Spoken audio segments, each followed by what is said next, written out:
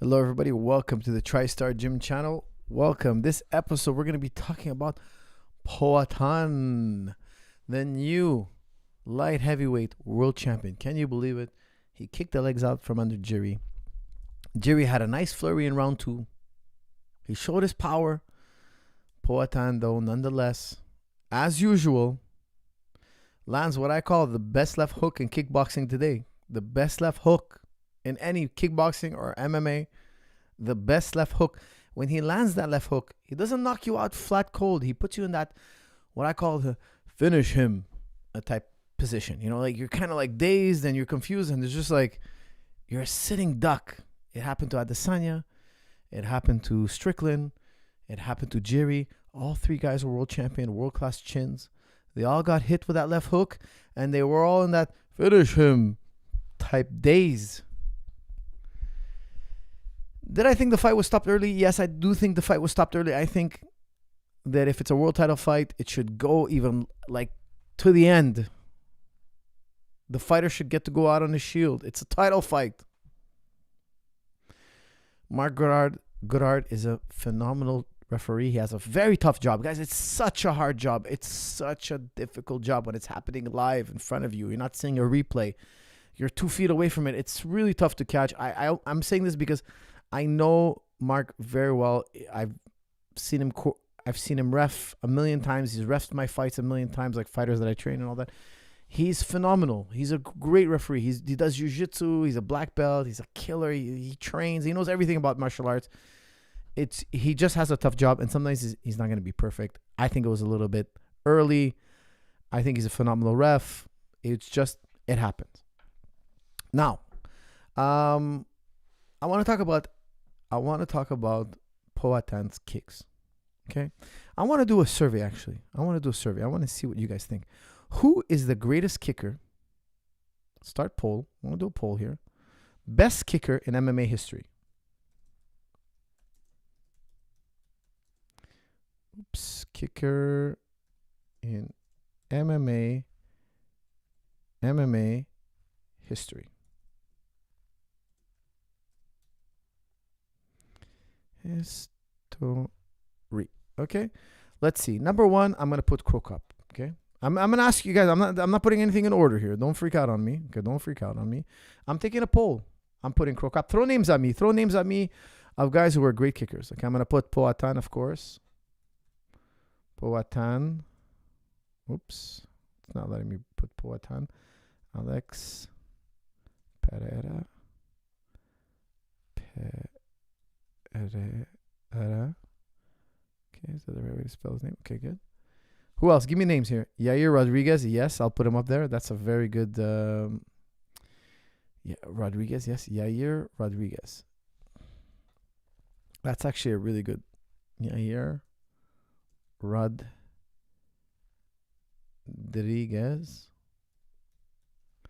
Okay, forgive me if I misspelled his name. Who else? Edson Barboza, Wonderboy, Zabit.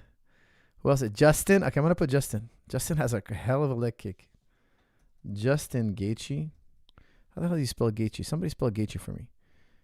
Gaethje? No, I got to look it up. Is that like a Czech name or something? Gaethje. What's his heritage? Somebody let me know his heritage. Oh my God. I would have never guessed that. There's a J in his name. Can you believe it? A J. Justin Gaethje with an A. Okay. I can't wait to see what you guys vote. Okay, Justin Gaethje. What else? Let me see. Oh no, it doesn't let me put any more. No, don't tell me it doesn't let me put more. Who else? Let's see. Okay, no, I gotta replace Yair Rodriguez with Douglas Lima. Okay. Douglas. I'm only allowed 4. Can you believe it? I'm only allowed 4. Who else out there? McGregor? No. McGregor's not the best leg kicker. Leon Edwards. Wonderboy is more of a puncher. He's a good kicker, yes, but I shouldn't say leg kicker. Any kicker, okay? Could be a body kick, head kick, spin kick. Give me who's the best kicker ever? Dillashaw? No, I wouldn't say Dillashaw. Alex Poatan. I already put him on the list. Who else we got here? Guys, we're only allowed 4 names. Boatan. Who else we got, guys? Give me a name. Who am I forgetting? Guys, a history of MMA. History. Go way back. Go to Pride. I don't care. Go to any MMA league. Zabit is good, but I wouldn't say he's the best. Benson Henderson was very good, but I wouldn't say he's the best. Blachowicz, no, I wouldn't put Blachowicz. Barboza is up there. Yes. Okay, I wouldn't replace Barboza with Douglas Lima. I wouldn't replace Douglas Lima or Barboza. Justin Gaethje or Barboza. I'm going to keep Justin. Give me a name. Guys, so far I got Crocop, Alex Pereira, Douglas Lima, Justin Gaethje. Anybody else? Who could replace one of these four? Peter Arts, no. Machida, I thought of Machida, but I don't have space for him. I'm not taking out Justin Gaethje. No. Pasrutin, Melvin Manoff, Anderson Silva. Well done, coach. Leg kicks work. Want to thank my betters who had faith in my prediction. Oh, this is Shiz. Long-term super chatter. Well done, coach. Leg kicks work. Want to thank my betters who had faith in my prediction and yours. Welcome. Open your mouth and Chandon champagne because it's time to celebrate. Boris prediction ticketed and Puatan prediction on to the next, baby. That's from Shiz, guys. Shiz, a gentleman and a scholar. What can I say, guys? I got to heart his comments. He's a staple of this channel. What can I say, guys? He gets more airtime than I do. Shiz, I'm gonna make you part of the show somehow. I'm gonna make you like administrator. All right, guys. Anthony Perez, that's a good one.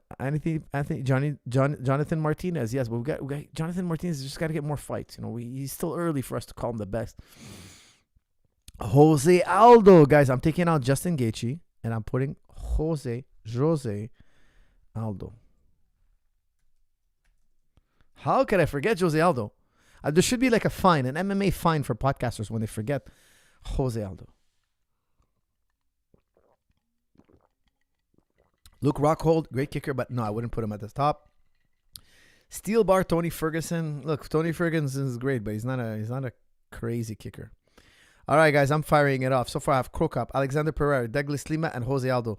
I'm going to tell you who I think is the greatest kicker of all time after you guys give me the poll. Guys, the kicks on Jiri were phenomenal. He landed 2-3 kicks, and it seemed like Jiri was like, what do I do? But then Jiri, he came back really strong in round 2. Jiri's got that punching power. But like I told you guys, a leg kicker at the level of Alexander Pereira, those leg kicks will take away all that magic that Jiri does. All that fancy magic, kung fu, mysticism, fireball throwing. A great leg kicker will take that away from you. Forget your Hadouken. It's tiger kick, tiger knee. No more fireballs. Okay. I thought it was great. What a phenomenal fight. I'm not going to break it down to a T, guys. We all saw what happened. It was kind of obvious. I mean, it was like, Poatan's got that left hook, man. What can I tell you guys? Give me your thoughts and comments on the fight.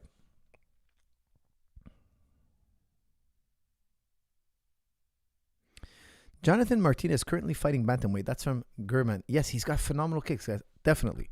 But I think we should put champions. I think we should put guys who are world champion. I think Martinez can become world champion, definitely, and he's a phenomenal kicker. We just got to wait till he makes his mark. He's still young in his career compared to these other guys. Jordan Peterson, greater than Coach Zahabi. Well, yeah. In what way? Raju? I would love. I'm sure you mean intellectually. Obviously, he wouldn't. He wouldn't go fisticuffs, obviously. But even then, I don't think so. I would love to have a discussion with him. I don't find him to be so. I find he's a very intelligent guy. Don't get me wrong. I just find it's a hit. It's a hit and a miss. I don't believe him to be accurate in his depiction of reality. All right, guys. Let's see what else we got here. Another super chat. Poatan isn't the top technique for kickers, but has one of the most effective low kicks I've seen. Interesting too, since he doesn't really turn his hips. That's from Samuel Crisanto. Samuel, thank you for that super chat. I will tell you, you don't have to turn your hips. That's the beauty of kicking. There are so many type of kicks. If you check out my videos, guys, on jujiclub.com. I have two videos on kicking. Professional Kicking Volume 1, Professional Kicking Volume 2. And I go through the exact kick that Poatan used. Don't turn your hip. That's the whole point. You don't turn your hip. When you turn your hip, guys, you open yourself up for counters, and also you'll hurt your shin. You'll break your leg throwing a kick like that. There are different ways to kicking. Yes, there are cut kicks. I also showed cut kicks in the video where we turn the hip, change level, and follow through on the bag. That's when we set it up. We're sure that our opponents cannot block the kick.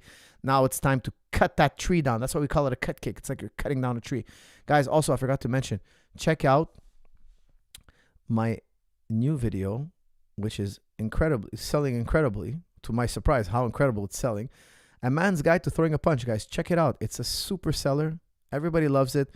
How to start your boxing routine. How to get in shape starting a boxing routine. You're absolutely going to love it, guys. I think it's a phenomenal book. It comes with a PDF. Make sure to put in the promo code on the bottom of your screen. Fall 50 off. Get 50% off.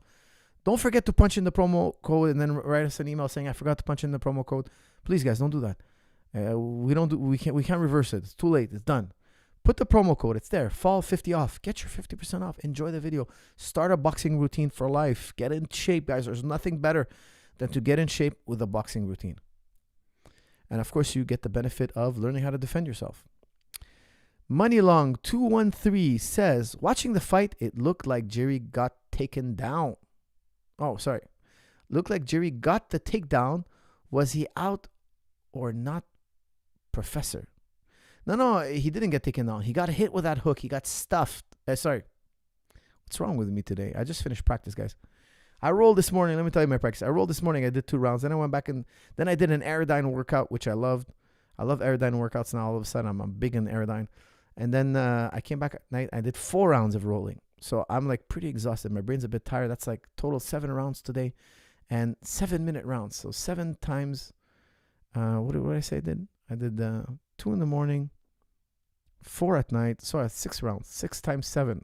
It's a lot of minutes plus an Aerodyne workout. So I'm pretty cooked. I got to tell you guys, I'm pretty cooked today. Watching the fight, it looked like Jiri got the takedown. I think you mean it looked like he got taken down when he got cracked with the left hook. Was he out or not, Professor? I don't think he was out. I think he was in that finish him position. Okay, like Jiri's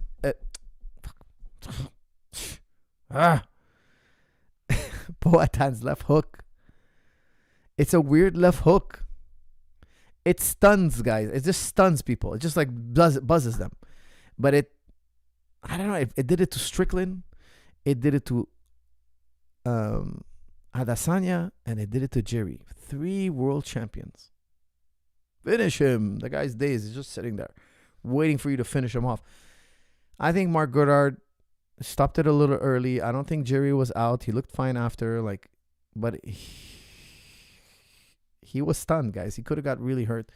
He could have also survived. I don't want to say he couldn't have survived. I just bought Kicks Volume 1. You're talking about Professional Kicking Volume 1. And it's amazing. Man's Guide to Throwing a Punch is a must. You have changed my life. Jazakallahu khair. That's from Hassan Haytham. Hassan, you're a gentleman, a scholar. Please do enjoy. And don't forget, guys, please leave me a review on Juji Club. If you scroll down the product page, there's a review section. A lot of you guys buy, but you send me email reviews. Please, I really appreciate the email reviews. It's so sweet, so kind, so friendly. I appreciate it. But please also leave it on the site so people who don't know the product is good, they'll also get a chance to understand that the product is high quality. How do you think Silver Fox back control system from your last video together compares to the body triangle and straight jacket system? ? That's from Luke Tobin. I'll be honest with you, I've done both systems.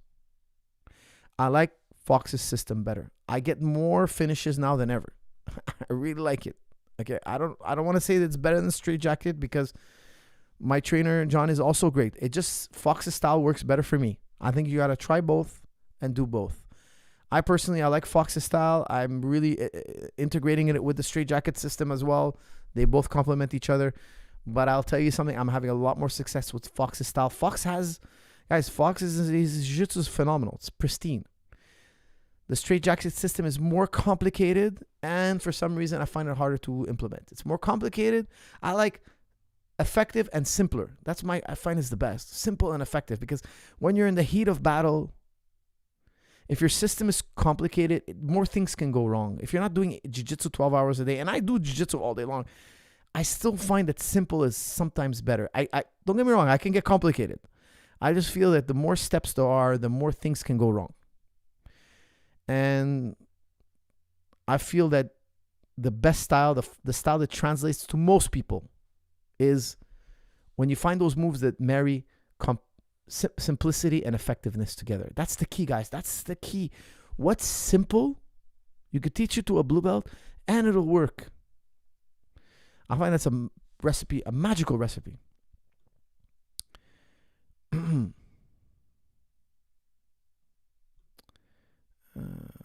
What happened to your scheduled debate with Vegan Gains? And Jiri looked much skinnier than before. Seems like it was off the sauce in Poatan fight. Andy, I can't confirm or deny he's on sauce. I don't think he's ever been flagged for anything. I've never heard anything of the sort, so I don't want to speculate. Maybe he's just trimming down. Maybe he was doing more endurance work. One of my students told me he looked a little smaller than usual. I didn't notice that. I'd have to go and recompare his other fights because you're the second person to tell me that today. I did feel like he looked a little bigger than Poatan, which was to be expected. But not much bigger. But still, I would still say slightly bigger than Poatan. What happened to my scheduled debate with Vegan Gains? You know what? I'll be honest with you. I don't like certain, like, I researched him a bit and I saw like he's very, he has a picture with himself with a knife on his throat. Like, I don't mind having a discussion with a vegan. I just find like he's a provocateur. He's gonna kind of like take our conversation and like, I don't know, like, I just didn't like the vibe he was giving me, like he was just kind of like, I'm willing to talk to him again. Like we emailed back and forth. We talked about finding a day. During that time I was traveling, so I told him I'll get back to him. But then when I kind of researched his videos, I find him to be a little bit, extreme, I just didn't like that picture of him holding a knife to his throat. I mean, am I going to sit down and have a conversation with a guy putting a knife to his throat? Like, I just found that to be absurd. So I kind of told myself, I don't know much about this guy. So I was like, maybe he's gonna, I don't know, maybe he's gonna do something or say something ridiculous. Like I want to interview a professional, somebody with, a friendly demeanor, who's not gonna come here and put a knife to his throat or say something crazy. I don't know much about the guy, so I just listened to one or two of his videos, and I saw that picture of him holding a knife to his throat, and I was like, what the hell is this guy doing? Why would you put a picture up of yourself like holding a blade to your throat? I don't know. Maybe I'm overreacting, but for me, I was like, I don't know. Is the guy going to go do something crazy violent and he was on my show and I'm going to be like, hey, I don't know anything about the guy. And I had him on my show. I have a wrist issue and my mom has carpal tunnel. Do you have any advice on programs for us, coach? I'm BBB.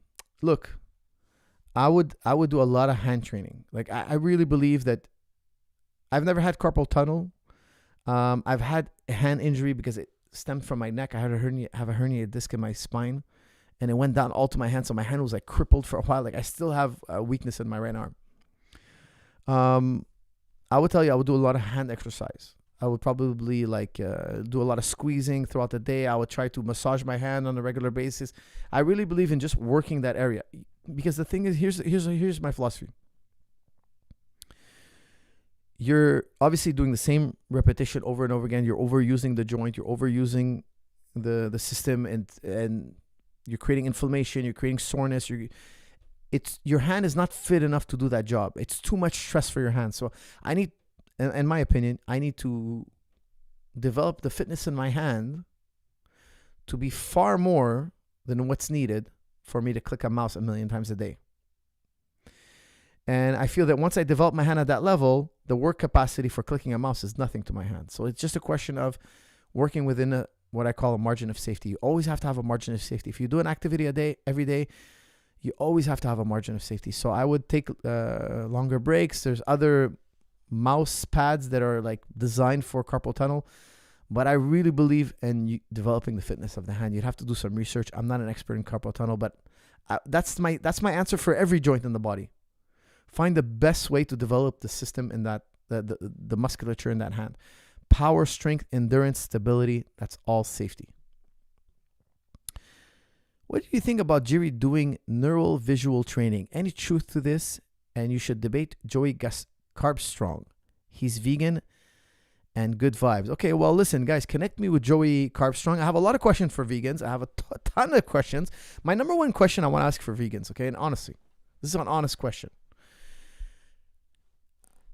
And I would love a great answer to this, okay? How do you get enough protein in a day? If I want to hit 100 grams of protein as a vegan,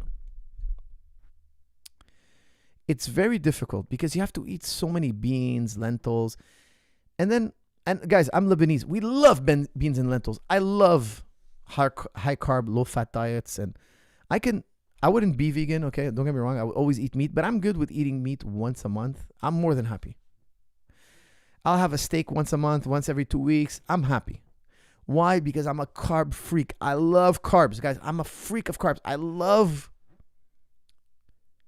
chickpeas, hummus, lentils. My favorite breakfast is what we call fool in Arabic. Fool.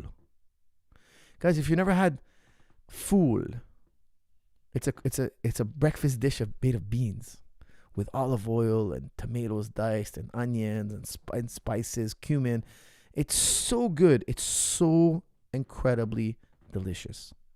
High in protein, low in fat, hearty breakfast. But here's the thing. You can't eat beans 3 times a day, guys. Not only you're going to be gassy, you're going to be going to the bathroom 3, 4, 5 times a day. I would love to live off bread and hummus. I love bread and hummus. Yes, I'm a Lebanese. I'm a typical Lebanese. What can I tell you? I love bread, hummus, olive oil. That stuff's all vegan. But if I ate those foods, my friends, I would be on the bathroom 10 times a day. I would have gas all day. That's why I eat chicken or red meat once a day about. Why? Because it slows down the fiber. It slows down the going to the bathroom 20 times a day. I go to the bathroom maybe, not to gross anybody out here, but once or twice a day. I think it's plenty. But going to the bathroom 5, 10 times a day and having gas, how do you live like that? How do you live like that? Now, the alternative is not to get that much protein. But how do you get protein from plants? This is a serious question. And don't say soy. Guys, don't tell me soy. I don't want to hear soy. I'm not taking soy. I'm not going to eat 1,000 pounds of soy. Okay? It's possible. So please, some expert in veganism, answer me this question. How could I get the protein I need without going to the bathroom 100 times a day and having gas nonstop and polluting the whole air around me? Well done, coach. Leg kicks worked. Want to thank my betters who had faith. Oh, this is shiz again. I did this already. Okay, guys, let's look at the poll now. Let's see. The best kicker in MMA history, 46% say Alexander Pereira. Wow. 32% say Crocop. 3% Douglas Lima. 19% Jose Aldo. Wow. Powhatan has really impressed you guys. Wow. Guys, the best kicker of all time.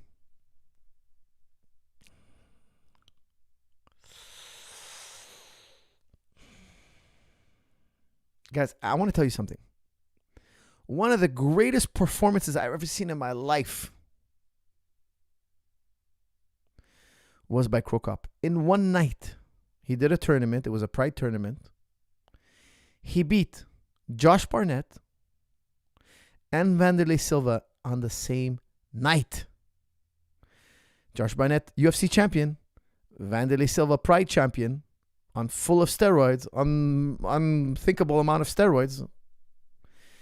And did he knock out Barnett that night? Barnett, guys, was at the top of his game. He had won the world championship in UFC. Then he got cut because he got busted on steroids.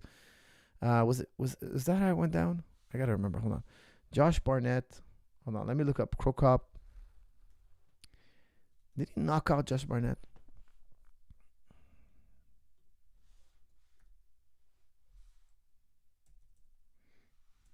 I gotta go back and rewatch that night.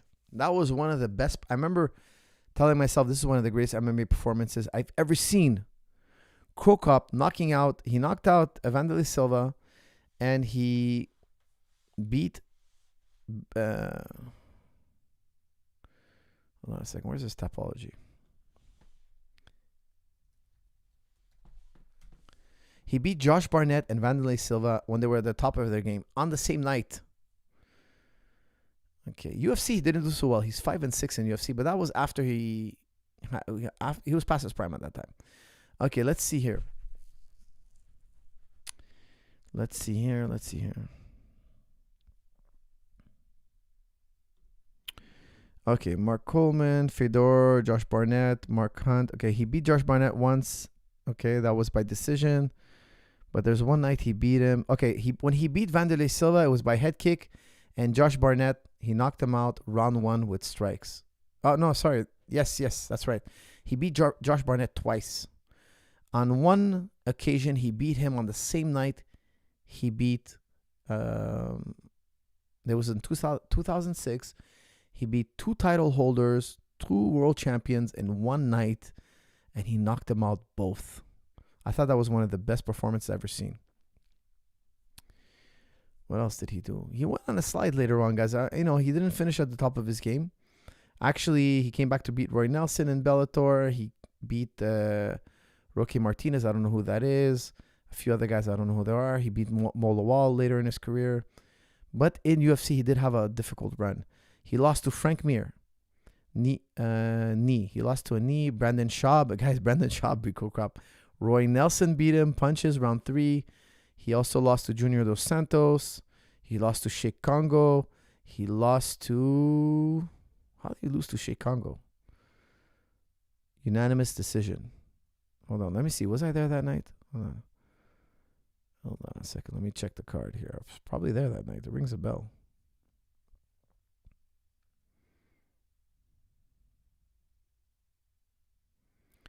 No, it doesn't look like any of my fighters were. Maybe we were on the undercard. I don't see the undercard here. Can't be. No. I wasn't there. Probably not there that night. All right, guys. I think I have to agree, man. The best kicker is Pereira. Even though Crocop, I don't know. I want to say Crocop. I want to say Pereira. I don't know, guys. I don't know. You guys are maybe right. John Jones oblique kicks. No, John Jones is a good kicker, but he's not the best. He's not up there. All those guys out that we have in the poll are better than him. Okay, guys, ask me anything. Let's go. Let's open it up to a no holds barred. Ask me anything.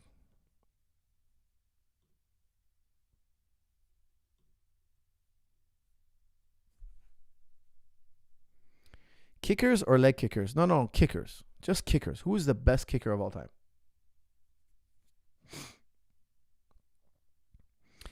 Pereira, best left hook and kicks insane. Guys, that's true. Think about that. Maybe he has the best leg kicks and the best left hook. Does he have the best left hook of all time in kickboxing? No, maybe not the best of all time, but definitely today in MMA, he has the best Look, today in MMA, it's safe to say he has the best kicks and he has the best left hook. You need to take this man down. Guys, and I think there's a lot of dudes who can take him down. Like John Jones would destroy Pereira. I love Pereira, but I don't think he could last with John Jones. John Jones would take him down, school him. It would be over. As much as I love Pereira, I don't think he could withstand a John Jones attack. Should fighters care about having straight teeth? How much does your oral health affect your MMA career? That's from Hassan Haytham. Hassan Haytham, you're a gentleman and a scholar. Look, I think straight teeth are a plus. It's a good thing in life. But if you wear a mouth guard, there's no reason why you shouldn't have straight teeth. Your teeth won't get broken. I've never broken my teeth, thank God. But when I spar, I generally wear a mouth guard. But I also often don't wear a mouth guard. And people ask me, why don't you wear a mouth guard? And I'm always like, I give them my macho line. Mouth guards are for guys who are planning to get hit.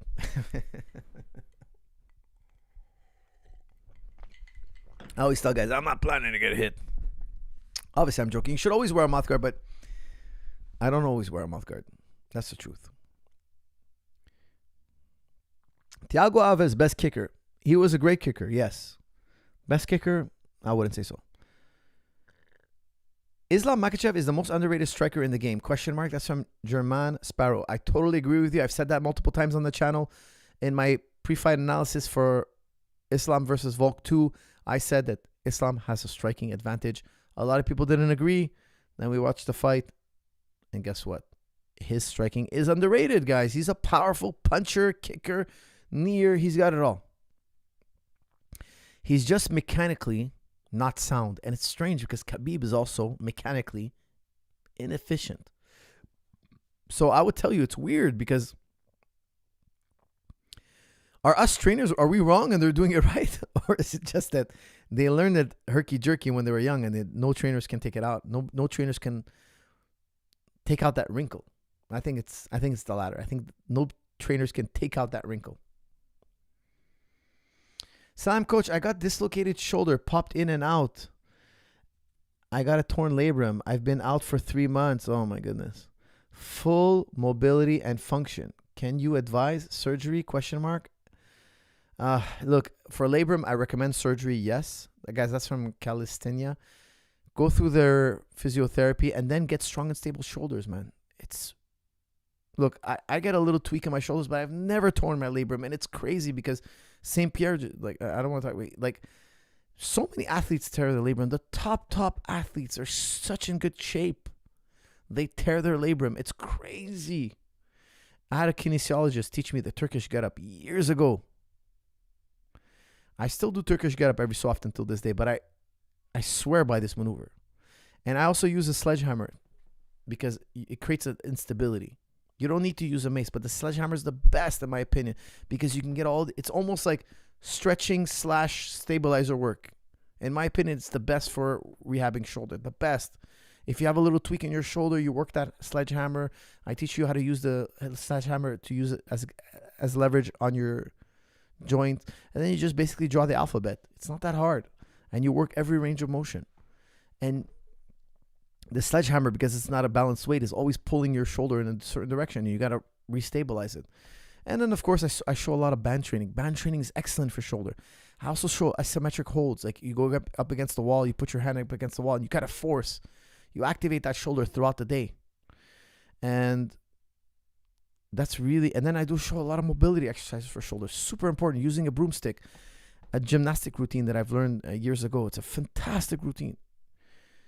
Your shoulders is the most mobile joint in the body. Make sure it stays mobile. You don't want to lose mobility in your shoulder. What else we got here? Okay, guys, I'm going to end the poll 50%. We ended with 50%. Alexander Pereira. I'm going to have to agree with you guys. Alexander Pereira, best left hook and best kicks in MMA. Best kicks in MMA history. Best left hook today. Did anybody in MMA ever have a better left hook than Pereira? Could he also have the best left hook in history? Let me think. Who has the greatest left hook in MMA? Okay, Blachowicz springs to mind. He has a great left hook, but I think Poatan is much better. Much better left hook. Who had the best left hook in MMA?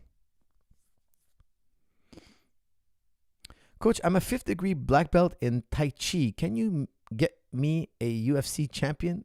Can you make me a UFC champion? LOL, joke. What do you think of Benoit Saint-Denis?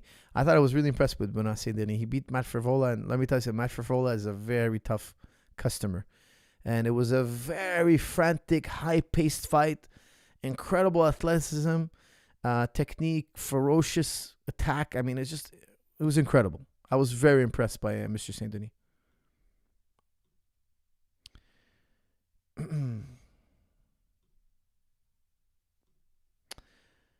Thoughts on pro MMA fighters fighting amateur kickboxing and kickboxing to stay active? That's from Alvaro Quironga. If it's allowed and your opponents know, I think that's fine.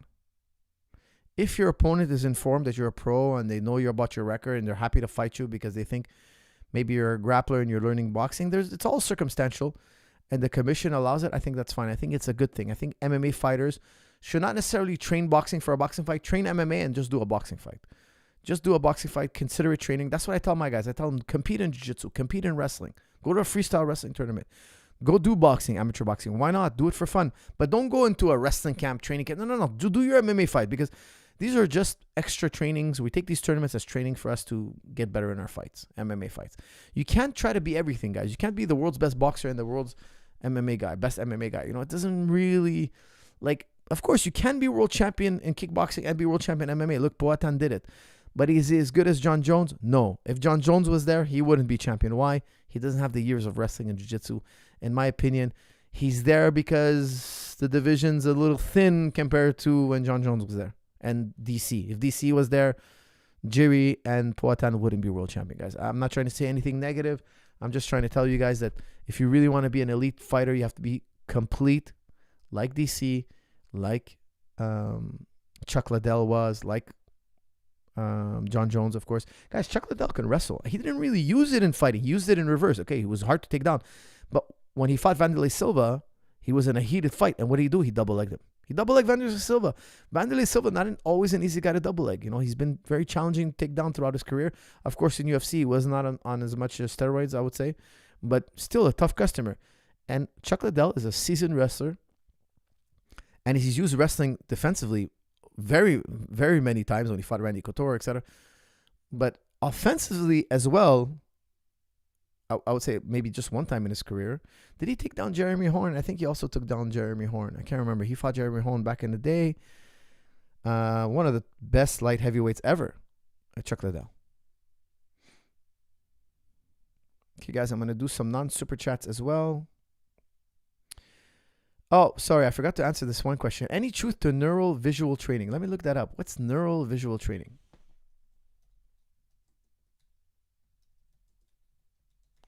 Is that just visual training? Because I'm a believer in visual training.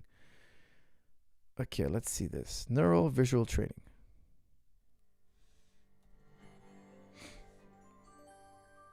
Welcome everybody coming in to the Protect Knowledge series. I hope you're all doing well. We have Dr. Joe Clark from Cincinnati and Dr. Shearer, who's based in Indiana, a neurooptometrist there. And we're really glad to have you all here. You may have heard the disclaimer, we're recording this and we post the webinar either in short or in full on our YouTube channel, which is at Protect HQ. And while I'm thinking about it, I'm just... All right, guys, what can I tell you? Hold on, let me ask ChatGPT what neural visual training. She'll give me a summary. Let me log into my ChatGPT. Guys, I'm an addict of ChatGPT. You know what? I'll tell you something. It has a lot of bugs. The more I've explored ChatGPT, I tell you, sometimes it gets answers wrong. And I'll correct her. And she'll be like, you're right.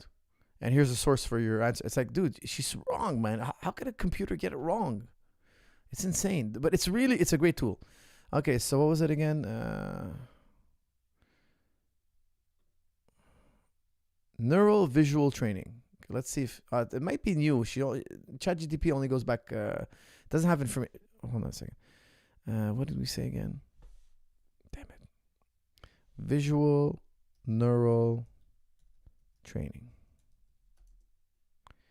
Give me summary. Visual neural training refers to a set of techniques and exercises designed to enhance and optimize the functioning of visual system, including the eye and brain processing of visual information. These training methods aim to improve various aspects of visual perception, such as visual acuity, depth perception, eye tracking, and coordination. Visual neural training can be used to address visual deficiencies, enhance sports performance, aid in rehabilitation after visual injuries. Okay, no, I know exactly what you're talking about. You're just basically talking about eye training. So like you'll like follow the finger, like somebody will follow, and you like train your eyes, and like lights will mount. Like, is that it? Like neural training, like where you have to like look at lights and kind of. I'm not a big believer in that. I've had people present it to me in the gym and all that. I got to be honest with you, I'm not the biggest believer. I know Ala Quinta used to do that religiously. Like he was big into it. I don't know. He's a great fighter, but I don't know. I'd have to see real hardcore research. I'm gonna check some studies. I'm gonna try to find some studies on visual neural training. But I've had so many people approach me this throughout the years. Like I've had so many like guys who come up with like video games. Like I've seen it. I go in gym sometimes. There's like a light show, and you gotta kind of touch the light. And even George used to do that. We had a neurologist. He was like, yeah, I make the NHL guys do it. Come do it. And I just didn't feel like his striking got so much better all of a sudden. No, I didn't. Honestly, I didn't feel like a huge gain. Guys, if it was true, if I did see a huge gain in his ability, I would have bought a machine and put it in the gym. Like, I'm not crazy. I'd have to research to see if there's any studies on this whatsoever. For me, I have doubts. Do you think UFC made a big mistake by not signing Cedric Doumbé? That's from Osama. For those of you guys who don't know, Cedric Doumbé is one of the legends of glory kickboxing. I would have loved to see him in UFC. I would have loved to. He's a phenom, but here's the thing. I think UFC knows that they got so many wrestlers, they'll just go right through him. I would have gave him strikers to fight, and I would have gave him time to develop his wrestling, but I would have loved to see him. Why? Because he's one of the most exciting fighters. Guys, he fought, I think it was in PFL, and he scored a knockout in 6 seconds. The guy's a phenom. And I think he's going to be really good in MMA. He's striking me as a very good athlete.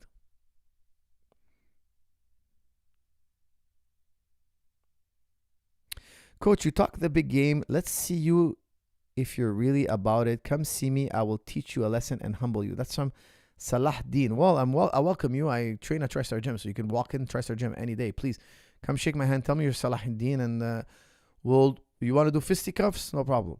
You want to do jiu-jitsu? You want to do whatever? Just come on down. Pereira would kill Daniel Cormier. That's from Stuart Bogardner. I don't think so, man. I think, look, if Jiri took him down, and yeah, he got up on Jiri, but Jiri's not a wrestler. He's not a ground guy. I think Poatan would have a hard time with DC. Definitely with John Jones. John Jones will mangle him on the ground. But DC also, I think, would school him. Guys, and I'm saying that as a huge Poatan fan. I'm a big fan of Poatan.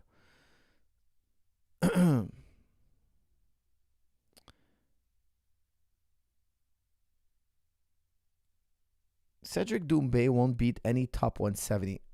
That's from German. Look, if you give him time to learn wrestling, and if he's very serious about it, man, I'm telling you, he's a very talented striker. You could have said the same thing about Pereira, but look, he's world champion right now in 2 divisions. He won 2 UFC titles, man, 2 division titles. I mean, that's massive. That's massive. Why can't Doumbé do it? It's very possible. It's not impossible.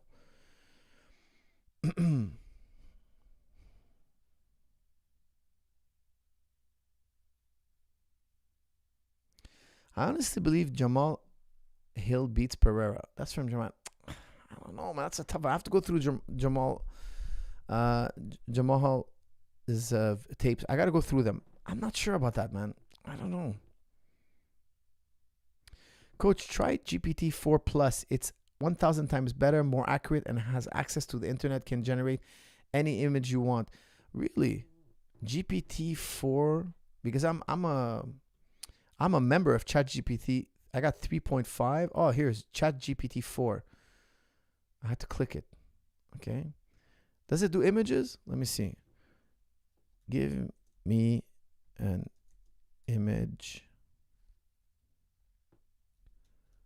of MMA fighter.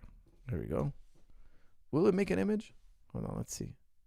Creating image. Look at that. Look at that. Look at that. I'm learning something every day because I'm a member of ChatGPT. I thought that, yeah, you're right. I should be using the upgrade. I didn't know about the 4. I didn't know there was because I thought it was 2 and then 3.5. I saw 3.5. I didn't know. Oh, look at that. It made me an image. Look at that. No way. Holy moly. It's a pretty cool image. Okay. Here's an image of an MMA fighter you requested. Wow. And I use ChatGPT all the time. I didn't know this. What else can this thing do? Hold on. Let me ask it another thing. Make me an image of Coach Zahabi cooking breakfast. Let's see if you can do it. Breakfast. Let's see if you can do it. That will blow my mind. If it does a picture of me cooking breakfast, man, it would have blown my mind. It's creating an image. What else can this thing do? That's insane.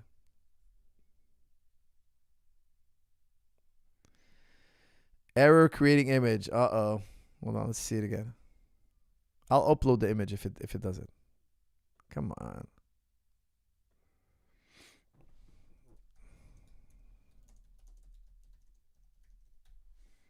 All right, Acid, make image of Coach Zahabi. Let's see if you can do it. I'm sorry, but the issue generating image you requested, I would like you to try it again. Modify the request. Please know how to proceed.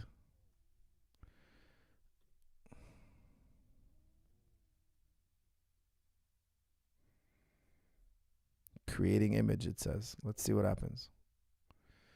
If it makes an image of me, a drawing, it will really blow my mind. Creating image, it says. Let's see. Let's see if we get an error message. I'm going to upload the image. Whatever it is, whatever it looks like, I'm going to... Oh, it's saying it's done. Ah! No, it did. Fitness coach. It's a total generic. It didn't do my image. This guy doesn't look anything like me. No, it's just a generic image. It's ridiculous. No, it changed it to fitness coach. Oh, I made a fitness coach. I put Coach Zahabi. It didn't work. That's pretty cool nonetheless that it can create images. I like that.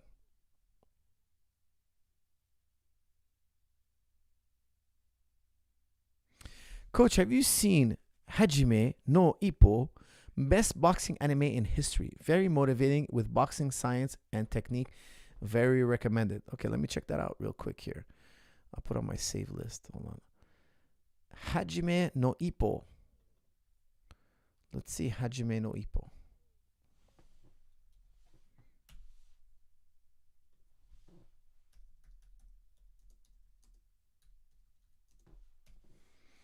Hajime no Ippo. Okay. Season 1 English. You guys are crazy. You guys watch this stuff? Okay, I'm going to try to watch this later. Let me put this to my save.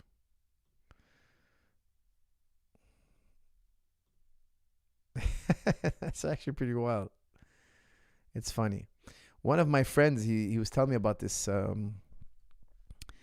It was a cartoon, and he was telling me it's so great. It's so great. It was like a weird cartoon. Like he showed it to me. I was like, and he was like, oh, you don't understand. It's so amazing. It's like, it was Japanimation, they call it. I can't remember the name, but he was so into it. He was like, man, this show changed my life. I watch every single one of them. I watch it over and over again. It's like, I don't know how many seasons it has. And he was like telling me the stories. And then I watched it and it looked like a kid's cartoon. I'm like I didn't watch it. I just I was curious. I typed it up and I'm like, what is this thing he's talking about? And it looked like a child's cartoon. I was like, you watch this stuff? He's like, oh, you don't understand. The story is so amazing. The story is so amazing. I'm like, dude, I can't even watch 30 seconds of this. But maybe if I get hooked, I can kind of get into the story. But it just seems so childlike to me. Coach, don't see YouTube chat. Only Twitch chat. I don't understand what that means. Can Prime Kane beat Aspinall? That's from Base Reptile. That's a tough one. Guys, Aspinall threw one of the best twos I've ever seen. Honestly, he did. He threw a lightning bolt for a 1-2. It was a really fantastic 1-2. Incredible finish. Incredible knockout, man. Honestly, I was really amazed by his movement. His ability to move in and out. I was quite impressed. He rolled really well with the shots. He had his head up a little bit high. I was worried for him. But he rolled with those shots, and all of a sudden he came in with a lightning 1-2. Step 1-2. Pop up! Like a true boxing professional. Joseph, I love the coach so much. That's from Khalil. Okay. Thank you. Not sure what that's about. Thank you, sir. I'm blushing. Coach, I want to quit school and pursue a trade. That's from Drew Mack. Well, it's not a bad idea. It's not a bad idea. Why? Look, I'll tell you guys something. Once upon a time, having a diploma meant a lot. You go in the workforce, people will fight over you. Now today, you spend a ton of money to get a diploma. You go in the workforce and like, hey, get in line. There's 1,000 other guys. I'm not anti-education. I love education. I'm so pro-education. I'm a fanatic of education. I read and study literally every day for hours. But I'm telling you guys, it's become a bit of a scam now. They take all your money and they give you a piece of paper, and that piece of paper, man, it's not worth that much. I think you can be very educated just by reading and studying and listening to lectures. You don't have to necessarily sit in a classroom. But having that diploma can give you a certain level of credibility, of course. But I think it's a bit passé in terms of using diplomas to make money, put food on the table, build careers. It's not as viable as it used to be, guys. I'm sorry to tell you. I don't want to, but I'm not trying to discourage you those who are getting a diploma. And it all depends what diploma are you getting. Like if you're becoming a doctor or a lawyer, an engineer, okay, that there's still a market for that. But if you're getting a soft science diploma, it's just, there's really not much for you to do later on.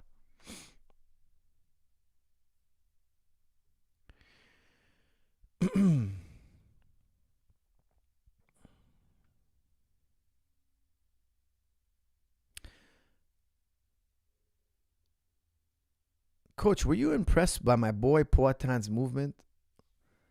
Not many people noticed it when he escaped from dangerous position because of footwork. Baby, 2 times glory champion and UFC champ, 3-1 against Izzy, and still legendary status. Shiz, you're 100% right, man. We gotta give him the nod. He won 2 divisions in glory. He won 2 divisions in UFC. He's only lost 1 fight in UFC against Izzy, 1 time. He's a legend, guys. He's a legend. However, he did come at a time in the light heavyweight division where it's a little bit thin. A little bit. It's not the golden age of the middleweight. Look, I don't want to knock the guy. He won 2 divisions UFC. He's a star. But it's not the golden age of light heavyweight division. Without John Jones in DC, I don't think it's a golden age. So, again, still, he's a legend. I want to give my hats off to him. And yes, you're right. His movement was incredible. Even though I was a little bit worried for him in round 2, he got clipped a couple of times. Coach, Quran mentions many topics, but doesn't mention these. As within, so without. As within, so without concepts. I don't know what you mean by as so within. As within, so without. You'd have to elaborate, please, Zain. Concept. Manifestation. Chakras. Kundalini. Healing and insights from psychedelics. Dinosaurs. Your take. Well, no, it doesn't mention these things, actually. It absolutely does. Okay, so first of all, chakras is a made-up term for there's no correspondence to the human anatomy with chakras. Chakras is just a way of thinking. It's not. There's no actual chakra. There's nothing that corresponds to the word chakra in the material world. Okay, so chakra is just a way of thinking of focus your energy on this spot of your body, on that spot of your body. I'm not an expert in chakra. I might be getting it wrong, but from what I understand, it's just basically allowing you to focus your mind on certain areas of your body. I don't think they literally mean that there's a force, let's say your heart chakra, your stomach. I don't think that's literal. I think that's a system they made up. Okay, please correct me if I'm wrong. Dinosaurs actually does mention creatures of all sorts. Like there are other creations. So I wouldn't say specifically dinosaurs, but it's irrelevant. It doesn't have to mention dinosaurs. It's not a book about biology. Psychedelics, it does mention drugs and we should avoid them. Anything that alters the mind. It does mention things that alter the mind. There are things out there you can take. And don't think people in the medieval age didn't come across psychedelics. They absolutely did. Okay. But we were supposed to avoid them. So that's mentioned. Healing and insights. Absolutely talks about healing. Absolutely does talk about insight. Absolutely. 100%. 100%. The Quran literally says, don't they consider their own selves? Like reflect on your own selves. It's all, there's so many mentions on reflecting and having insights. It's constantly mentioning that. Kundalini. I don't know what Kundalini is. Let me look that up. Kundalini. Kundalini is a term for a spiritual energy or life force located at the base of the spine. Conceptualized as a coiled up serpent. This is all imagination, by the way. There's nothing obviously biologically of the sort. Think about your body in this way. It's a concept. It's saying right here. It's conceptualized as a coiled up serpent. The practice of Kundalini yoga is supposed to arouse the sleep Kundalini Shakti from its coiled base through the 6th chakra and penetrate the 7th chakra or crown. Guys, this is all, in my opinion, just a way of thinking. It's not literal. So why would it need to be manifestation? Actually, it does. That's the thing. It does. Look, the Quran says this. Look, if your life is a certain way, it's because of something inside you. And it says, the Quran is explicit. It says, God won't change your circumstance until you change what's inside you. So it definitely does that. Okay, like for instance, when Genghis Khan, he came to the Muslims and he conquered them.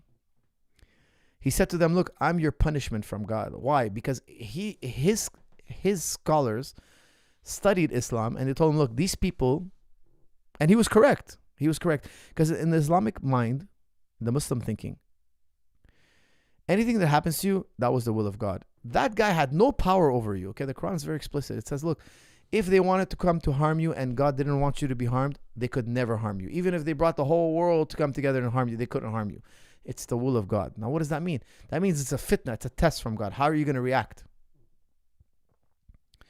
The Quran is very explicit on this. Change what's within, and then the outside world will change. It's very explicit. So when Genghis Khan came to them and he realized they had this expectation, he said, look, I'm your wrath of God. Why? Because I'll tell you why. Because the Muslims at the time had a very arrogant ruler, and he offended Genghis Khan. He didn't know Genghis Khan was so powerful. And that's how it started. Genghis Khan came and cut down one of the more arrogant Muslim rulers at the time, and then he's just like, hey, let me keep going. And he conquered much of the Muslim world, crippled much of the Muslim world, destroyed our libraries. You know, the Islamic world had a phenomenal library. They dumped it all in the river and burned the rest of it completely. All our great works were destroyed. All our great scholars were killed, murdered. Millions of Muslims destroyed. Like Genghis Khan really put a number on the Muslims and his children and his grandchildren. It was a devastating time for the Muslim people. What else we got here? Also, Zain, so much of this, what you're talking about, it's one particular religion, right? I could say, look, I can open up Christian Bible and say, look, these other religions don't mention these things. What's the point? Yeah, but they're not here to mention that. Islam is not about chakras. Islam has nothing to do with chakras or psychedelics. Islam is telling you stay away from psychedelics. It's actually, look, I'll be honest with you, okay? At the highest levels of Muslim practice, you can have an experience of psychedelics without the use of psychedelics. That's the whole point of mysticism. Mysticism, you reach a highest level of thinking, and you will have a transcendental experience.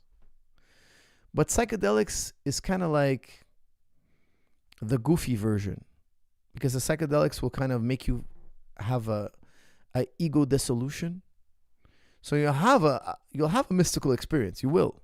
Because don't forget, Islam, ultimately speaking, it's all about having a mystical experience. If you read the greatest thinkers of Islam, they all reach this point where they have they're unanimous in this point. They're unanimous. You experience a oneness directly. That's the whole point of Islam, is eventually you will experience oneness, and you'll have an ego death, and you'll see the eternal power that is God. Islam is about having a direct experience. Now, 99.9% of Muslims will never reach this level.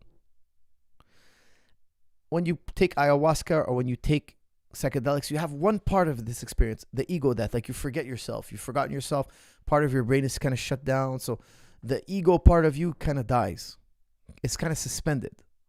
And then you have this new type of experience. Now, many religions, their aim is to get to this. Okay, this is what we call mysticism. However, psychedelics is like a poor man's version, where it's cluttered with all sorts of other experiences that kind of cloud this more higher experience. But it's kind of a step forward. Japan has amazing storytelling. Read Vagabond, which tells the story of Miyamoto Musashi, or read Berserk or Vilande Saga. These are known to be the dark, especially Berserk, which contain elements of Nietzsche and Descartes. That's from Hassan Haytham, my boy, who is a gentleman and a scholar. All right, let me check that out. I'm going to save these guys. I'm actually going to watch an episode or two, but if it's no good, you will be executed. Berserk. Okay, let's see Berserk. You know, sometimes I just want to turn off my brain and I'll watch a show. And I'm always looking for good stuff to watch. Okay, Berserk. Let's see. Complete series. All right, let me save it. I'm actually going to save this. Okay, save. Boom. Okay, what else did you recommend? Read Vagabond. All right. I'm going to stop after Vagabond. If it's not good, you will be executed. Vagabond will change your life. Vagabond will change your life. 6 months. Okay, let's see. I'll save it. I'll watch a little bit of it and see if I can get hooked. I'm not an easy guy to hook, guys. I got to tell you. I'm not an easy guy to hook. I wish I had that cartoon my friend was telling me about. He was raving about it. He was telling me he's changed his whole life. I'm like, dude, it looks like a Sesame Street cartoon. How does this thing change your life? He's like, no, you don't understand. It's so amazing. The story is so deep. It's so... Guys, it looked like... How do you say it? Like a child... Like...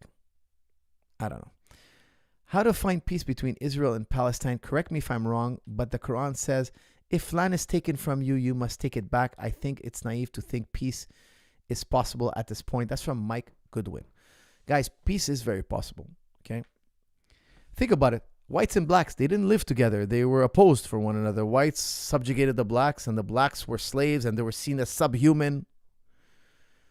There was all sorts of crazy rationale why blacks... The white narrative was that blacks are happy being slaves. They're content. Do blacks and whites live together today? Sure, and all over the world. Yes, there's friction here and there, but it's way better than to what we had a few hundred years ago. It's way better. What we had 200 years ago, couple hundred years ago was absolutely horrific. Were the Haitians, the Haitian revolt. The Haitians were under the French.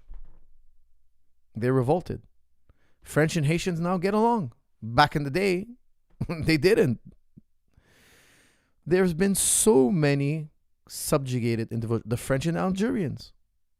I can give you so many horror stories throughout history. The Romans and the Jews. Today, they're friendly. The Roman Catholic Church and the Jews today, they're friendly. You can go visit Rome now. It seems like peace is impossible, but never forget, we can have peace. I personally think we need to get rid of Hamas, and we need to get rid of the ultra-right-wing Israeli government. These two have to go. And I challenge anybody in this chat, please, today, give me one difference between these two groups.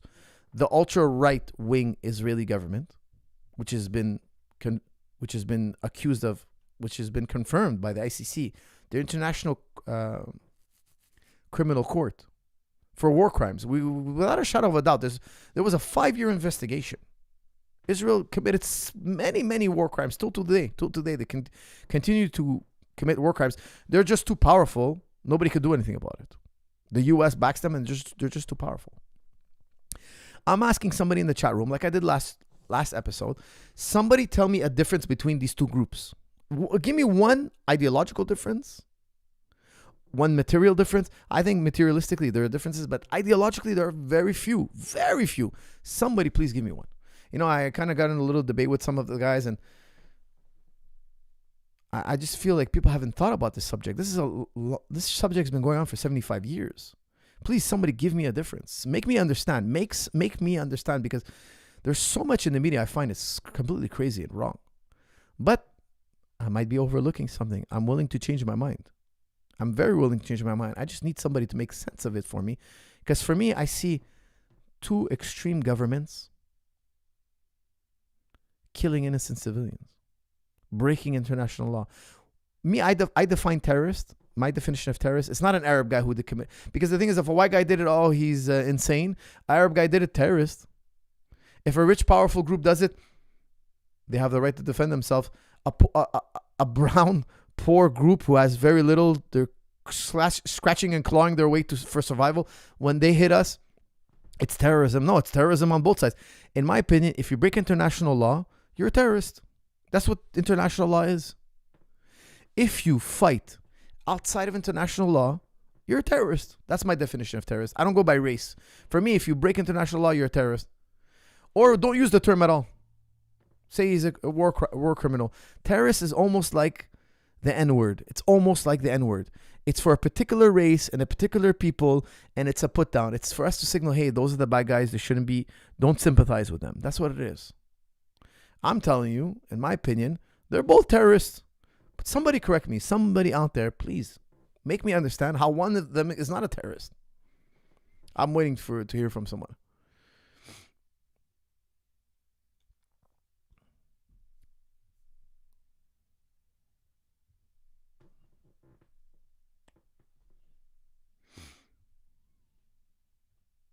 But God commands Muslims to take land back that has been taken from them. So how is it possible if Allah commands it?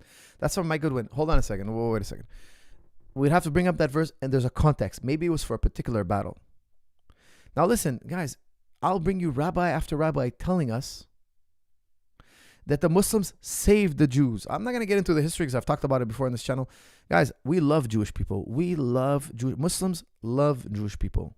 We get along. We have the same exact belief in God. Very, very close.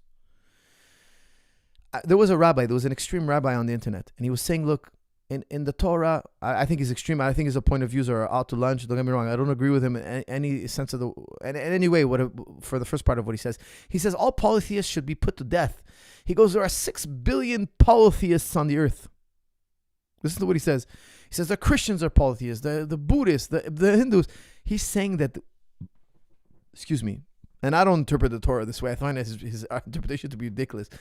I can find you 100 rabbis who will disagree with him. He's saying they should all put to death. Why did he say 6 billion and not 8 billion? Because he knows all rabbis agree that the God of the Muslims and the God of the rabbis is the same God. We all agree, of the Jews. We don't have a friction in this sense. We don't. Anti-Semitism is a European invention. It was never in Islam. It was never in the Middle East. Yes, there was persecution, but it had nothing to do with Jews. There was some persecution, and it was bad. It was wrong. It was extremist Muslims who had just wanted political. It was political. It's not in the Quran. The Quran doesn't tell us to persecute Jews whatsoever. Now, in Europe, they have anti-Semitism. We don't have this in our history. We don't have it. We have oppression. Yeah, unfortunately, some Arabic Muslim rulers did some bad things. They went against the Quran. They went against our laws. But those are exceptions. By and large, the Jews lived very well under Muslim rule, and we protected them from the Inquisition, the Catholic Church, Catholic Spain. They wanted to eradicate Judaism. There were many Christian movements that wanted to eradicate. Portugal wanted to eradicate Judaism. So many people wanted to eradicate the Jews. They always hid in Muslim lands. I'm not going to get into all the details because I've talked about this on the channel before, and I want to move on. To my knowledge, it's not necessarily true that you have to take over the land. We can live together in peace. I have to look at those verses. I have to study them. I have to study the context. Don't forget the Quran has to be read in context. Okay, let's see here.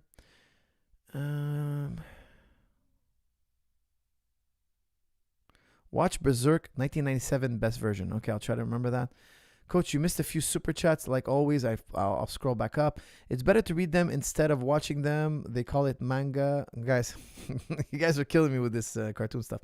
You spoke about complications between discoveries in quantum physics, i.e. matter popping into existence, and I think predeterminism or something in philosophy. Can you please explain further? Okay, that's from HR. HR, great question.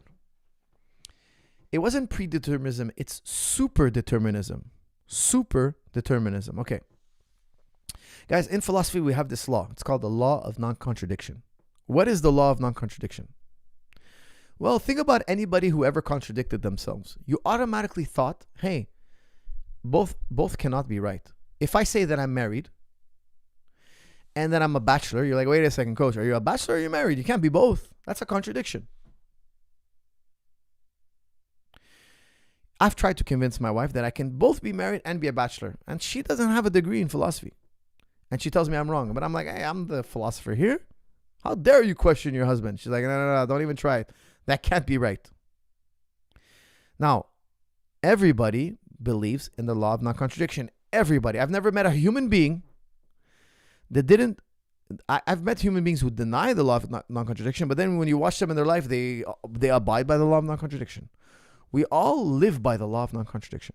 Okay? Now, there's something in quantum physics called the Copenhagen interpretation. Okay? Here's what they say. There's I'm forgetting the term now. They call it a superposition. They say a particle is in one place and in another place at the same time.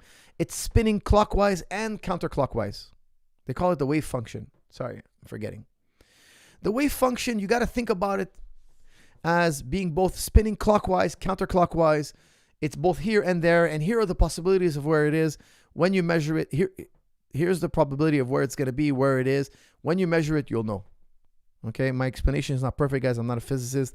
I listen to plenty of lectures. Now, when we cross-examine them and we ask them, how could it be that a particle be here and there? They say, we don't know. Listen, I'll give you a great quote from Sean Carroll. Actually, it's a better quote. Let me start with a quote. Sean Carroll says this: physicists, quantum theory is like, to physicists, it's like cell phones. We know how to use them, but we don't know how they work. A regular Joe knows how to use a cell phone, but he doesn't know how it works. Sean Carroll, one of the most respected physicists out there, he says, look, we don't know how the quantum wave works. We just know that this formula works. So a lot of people think it's literally in one place and another. Philosophers of science say no, we've never proved that. We've never proved that the same particle is both in one place and in another. Because if it was spinning clockwise and counterclockwise, it would violate the law of non-contradiction. You have to understand this, okay? The Copenhagen interpretation is not literal. Philosophers of science don't take it literally. Now, here's the problem. Many scientists take it literally. Not philosophers of science, but scientists. Scientists will go say, oh no, a particle is literally in one place and another. And then philosophers of science will say, no, that guy just doesn't know what he's saying. He's completely wrong. What we taught him is a system to predict where the particle is going to be. He took it literally.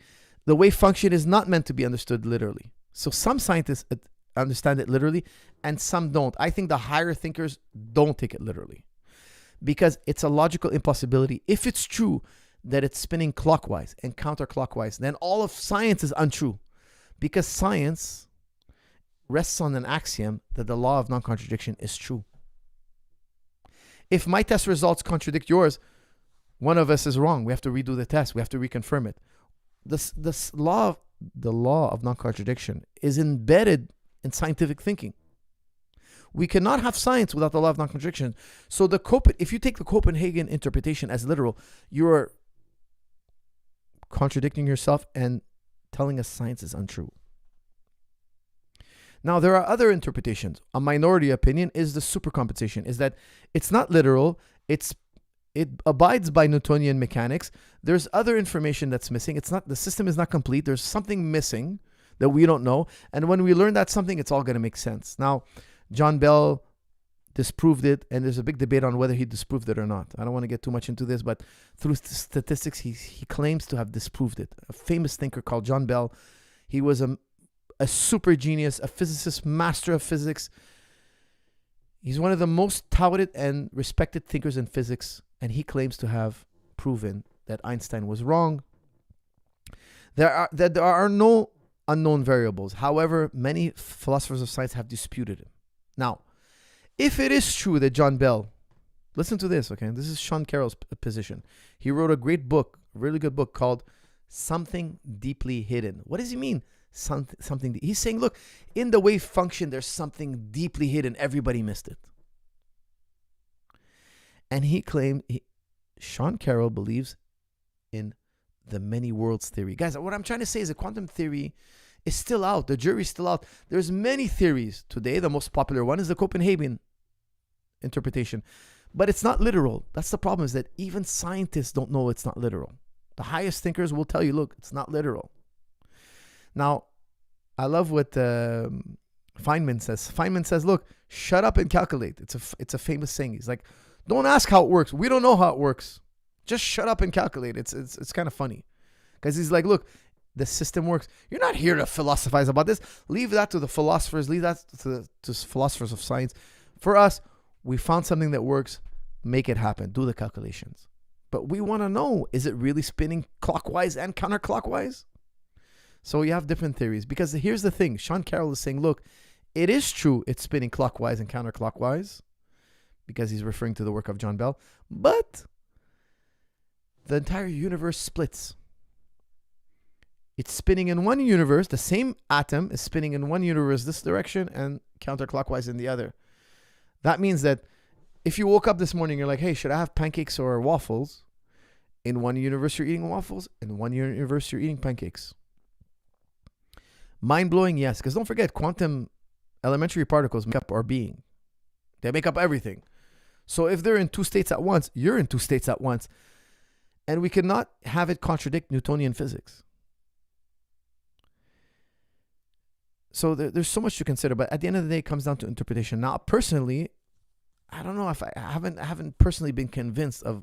I'm not against the the many worlds theory. However, I'm more of a super determinist thinker. I think that there's something deeply, deeply hidden. John Bell's statistical work is incorrect somehow, some way. And I think there's something we overlooked. I agree with Einstein that God doesn't play dice with the universe. It's super determined. And super determinism, even though it's a minority opinion today, some physicists strictly believe, such as, what's his name? Another famous thinker. He's a super determinist. I'm forgetting his name. Very popular physicist. I'm sorry. I'm forgetting his name right now. I'm very low on blood sugar, guys. I don't do supper, so I'm low on blood sugar. We need peace, but what if the small factions don't? Guys, I'm still looking for somebody to give me an ideological difference between the Israeli government and Hamas.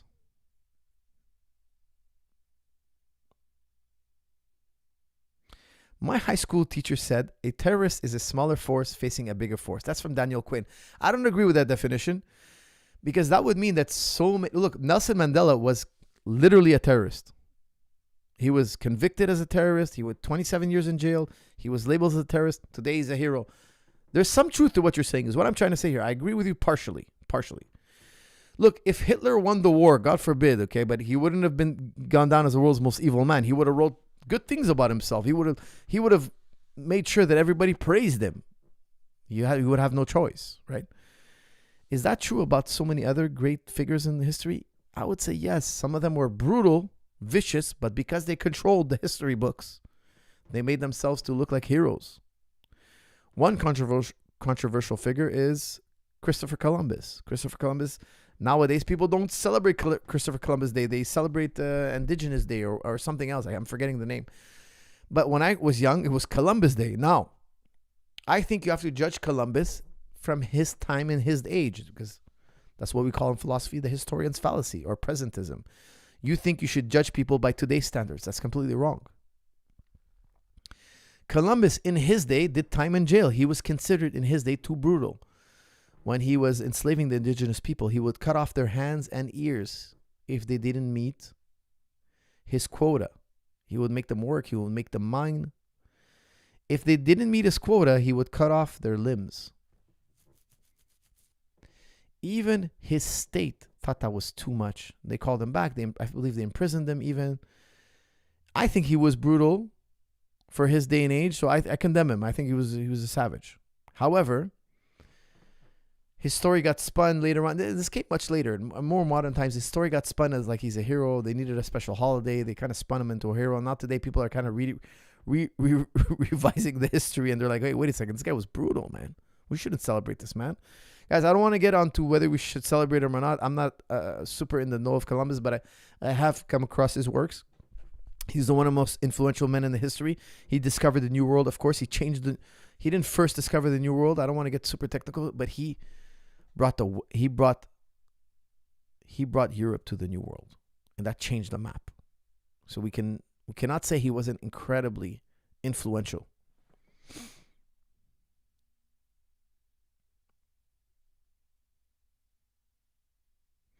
Coach, what was your favorite Dragon Ball Z character? That's from Mighty Galacus. I never watched Dragon Ball Z, very little, so I don't even know the characters. With your logic, would you call Nat Turner a terrorist, which the white slaves owners did? When the occupier leaves you, no choice but violent, then what is the alternative? That's from Khalid. Khalid, that's a great point. Guys, I'm going to give you a little tiny history lesson. I won't go too long on this, okay? Nat Turner is a famous slave. We can learn so much from the Nat Turner story. I'm a big believer that this is such an important story for our modern day and age. Nat Turner was a slave. In his time, you were allowed to teach slaves to read. So they would preach to the slaves. They would teach them Christianity. They brought them from Africa and they taught them Christianity. Now, Nat Turner took himself as a prophet. He started preaching. He started really thinking, hey, I'm like this prophet. You know, Moses, they were a minority. They were enslaved by the Egyptians. I'm kind of like Moses. Let my people go. God's going to help me free my people. I got to free my peoples, man. My people are being crushed. Just like he saw parallels of his life in the Bible. Jesus was a minority, man. Him and his 12 disciples, alayhi salam.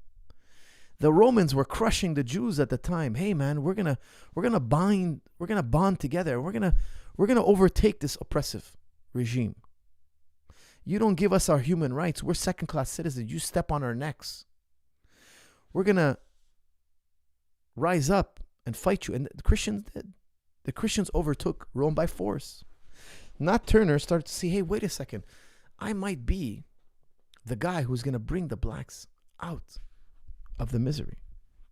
Now, one day he saw a full moon. It was the night to go. It's the time to fight. He takes his posse. He attacks his slave owners while they're sleeping. He butchers them. They leave. Nat Turner remembers there's an infant child. He sends back 2 of his members and they slay the baby. Guys, I utterly condemn that action. I personally would have just killed, if I was a slave, I would have killed the male. I wouldn't have killed the women and children. I wouldn't have done that. I find that to be horrible. Guys, he was a Christian, Nat Turner. Didn't he read the part where Jesus alayhi salam says, whatever you do to the children, you do to me. Don't ever harm the children. If you harm the children, it's better that you have a millstone wrapped around your neck and you're thrown in the water like you have a horrible death. Because what I'm going to do to you when I come back, it's going to be ugly. That's what the verse is trying to say. It's obvious. Didn't he read that part? Like, I would like to ask him. Like, I wish I could talk to him. I could say, wait a second, didn't you read that part? That's like a famous passage. Like, everybody knows that. How could you harm the child? He wanted to show brutality. He wanted to make them feel the pain that the black people were feeling. Because don't forget, the whites also killed many black babies. On the way, when they would be brought on the ships, the black slaves, their babies were often thrown overboard. When the babies got sick, they had fever. They didn't want the whole ship to get sick. If you got sick on the boat, they would chuck you overboard. Why? You're going to get the whole ship sick. It takes a long time to get to America. It takes months. We don't want to all get sick. We're all going to die on this ship. It's close quarters. Even if the child had the sniffles, they would throw him overboard. It was a horrific time. The black people, transatlantic slavery should not be confused with other types of slavery. It was exceptionally horrific. Nat Turner went on a rampage. He started a revolt. The blacks started to defend themselves. They started to kill their white masters. He hid in the woods for a few months. They caught him. They hanged him, killed him. They made an example of him. What happened next? There was a huge debate. It became a huge debate. Should we dominate them even more? First of all, whites went on a rampage and started killing blacks that they even had the slightest doubt. The blacks that were being rebellious a little bit, usually they would get whipped. Now forget whipping them. Kill them. If they defy us in the least bit, or this one has a reputation for defying us, execute him. The whites killed a bunch of black slaves. They only allowed the most docile, the most friendly, the most submitted blacks. And they made many new laws. One of them, no more teaching blacks to read. So one white group wanted to suppress them further. The other white group, Thomas Jefferson's grandson, he wanted to emancipate them. Emancipation is just like give them more liberty slowly, so they could slowly integrate into our society, and then they eventually become free. One group wanted to emancipate, one group wanted to dominate even further. They wanted to dominate so far, like they can't read, they can't circulate, they're not allowed to go in groups. Black people are not allowed to sit around and talk to each other anymore. They have to keep a distance from each other. Life got way worse, exponentially worse. They weren't allowed alcohol anymore. They were not allowed firearms, even if it was for hunting for the masters. Their white masters. They had 1,001 new rules. One group decided to subjugate them further. One group was saying, no, let's emancipate them. We can't sustain slavery. Slavery is unsustainable. It's an unsustainable system. Guys, FYI, the Spartans had a slave system. The Spartans, their whole job was to be super powerful and own slaves. We're so powerful that our slaves will obey us. Guys, guess what? They couldn't stay powerful forever. Eventually, their slaves overtook them. It's an impossible system. Like Israel has it. Einstein wrote it. You know, they offered Einstein to be the second prime minister of Israel. He refused. And he was a Zionist. He wanted Israel to have his own state. But he said, look, the way you're doing it is unsustainable. If you guys don't know the history of Israel, Israel was founded by ultra-right-wing terrorist groups. They bombed, they killed, they murdered, they massacred villages. They bombed the King David Hotel. They bombed the British. The British brought them in and then started to attack the British. They massacred Palestinians. We have undeniable proof. They had ultra right-wing terrorists. They're labeled as terrorists. They were convicted as terrorists, but they were too powerful. Nobody could put them in jail. Look it up. Look up their history. Look up King David Hotel. Look up the founders of the Zionist state. They were labeled in their time as terrorists, but because they won the war, because they established the state, nobody calls them that no more. But at the time, they were considered terrorists. Einstein wrote with his own hand, wrote a letter saying, don't let them, because they would come and visit the U.S., diplomats who say, don't let them, the way that they establish the state is wrong and it's unsustainable. Einstein was saying, look, this is unsustainable. You might have a state for 100, 200, 300 years. Eventually it's unsustainable because you're trying to use military might to dominate. Einstein wasn't stupid. He was like, look, the U.S. and the Brits are putting you there so you can do the proxy wars. When they go to war with the Arabs, they're going to use you. Your soldiers are going to die. We're the ones who are going to get bombarded, Einstein was saying. He writes in his letter. We're the one who are going to take the beating. We're the one who are going to be at odds with the Arabs. And they were never at odds with the Arabs. Jews and Arabs were never at odds. Friction between Jews and Arabs only started after the Israeli state. There were other periods of friction, but they weren't massive. They were nothing like today. Nothing. Jews had their golden age under the Islamic Empire. Golden age. They never were happier. They never were richer. They were never more educated. They were never more successful. The golden age happened during the Islamic rule. The Jewish golden age. So Nat Turner. We look back at Nat Turner. Nat Turner, he did something horrific. And it brought down wrath and violence on the black people. However, many people today see him as a product, and I agree, he was a product of oppression. Here's what I have to tell you. I bet you Nat Turner, if he lived like me and you, he would be the sweetest, nicest guy. He would never harm a human being. Never. But if you subjugate somebody, if you take away their human rights, if you beat them, you don't know all the Nat Turner stories. Nat Turner, by the way, his mother was a slave. He was born into slavery. She was brought in from Africa and he was born. He saw his mother get whipped. He saw his mother get raped. He saw his father get killed. He saw all sorts of atrocities. What does childhood trauma do to a human being? How does somebody become sadistic? How does somebody become a psychopath? There are many paths to becoming sadistic. One of them is very well known in psychology is childhood trauma. If you witness or experience violence. What do you think is happening with the Palestinians? The Palestinians are being subjugated. Violence is being thrown upon them. Guys, this is not even controversial. They have tortured, starved, punished, murdered, raped, even raped. We have conclusive evidence of rape. They use chemical weapons. They've imprisoned children. I think it's kidnapping of children. Imagine, they put children through military court. They beat children. They humiliate them. They torture them. They commit atrocities. What do you think is going to happen? And let me tell you something. The right-wing government, we know for a fact, Israeli government funds Hamas. They want Hamas. This is not new. Like, type this up. Call me a liar. There's tons of resources. Netanyahu is criticized for funding and supporting Hamas. Why? Because he says he never wants a two-state solution. He has to keep the Palestinians extreme, unnegotiable. Why? Because then the world can't blame him for not having a two-state solution. The world is trying to pressure him to have a two-state solution, give the Palestinians the right. And he's saying, look, I want to, but look, I can't give them the rights. They want to kill me. They want to annihilate me. But he put them there. Before the Hamas, he had the PLO. PLO was a secular organized body. And they were like, yeah, we'll have a two-state solution. And he was like, no, I don't want these guys. These guys are eventually going to bring me down to a two-state solution. The world's going to force me into a two-state solution. Netanyahu supports, he fans the flames of Hamas.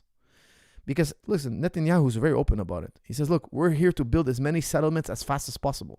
They destroy Palestinian homes in Palestinian territories. They admit it. It's known. It's condemned by everybody, Britain. Almost every nation condemns them for doing this. They go past the green line, they destroy a Palestinian home, and they build a Jewish home. And the Jewish settler stays there for a prolonged period of time and declares it's his. They're stealing property over and over again. They torture the Palestinians. They limit Palestinian circulation. They limit education. They limit clean water.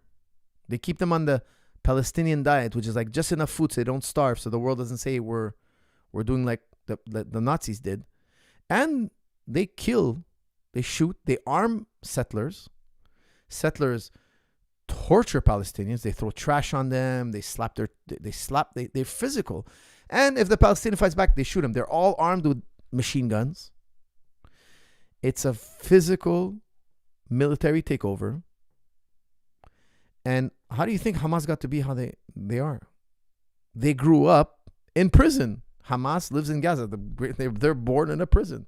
They're born having no clean water. They go on the internet and they're like, hey, how come everybody goes to Disneyland and they have, food? And isn't there any part for us? Yes, but these people, this group, they control whatever comes in. Oh, can we have noodles? Guys, believe it or not, even Israel sometimes bans noodles. Why? What are they going to do with the noodles? No, just to make their life miserable. Why do they want to make it miserable? They want to breed extremism. I blame, and I debate anybody on this. I blame Israel's radical right-wing government for radicalizing, creating the breeding ground for radicalization in the Gaza Strip. They want to do that so they can say, look, these people are non-negotiable, and it blew up in their face on October 7th. Don't get me started. There's so many conspiracy theories on October 7th. I don't want to get involved in conspiracy theories. I try to stay away from them, but somebody has to explain to me why it took 8 hours for a response. Some people are saying 6, some people are saying 8. Guys, if I hear a gunshot and I call 911, how long does it take for the police to come? How long does it take for them to summon? It's a military state. The military is everywhere. Somebody explain that to me. How could it take 8 hours? That's my question. And my question, look, Nat Turner was a terrorist, yes, because he broke law. If he killed only his male slave master, I wouldn't have said he's a terrorist. No, because he has a right to fight for his freedoms. However, I draw the line at children. Okay, that's just my own personal line. It's not written anywhere. It's not like, I just find that it's haram. It's undoubtedly haram. However, his slave master was subjugating him. He has a right to fight him.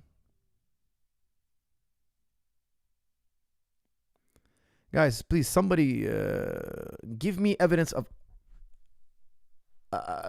give me some evidence against what I'm saying. Something. Very biased. Okay, if I'm biased, Ranja, please tell me why I'm biased. Add a note. Say, look, Coach, you're biased. You're not saying this. What about this part? What about these facts you're not bringing to the stage? I'm more than happy to admit them. If they're true, I will admit it.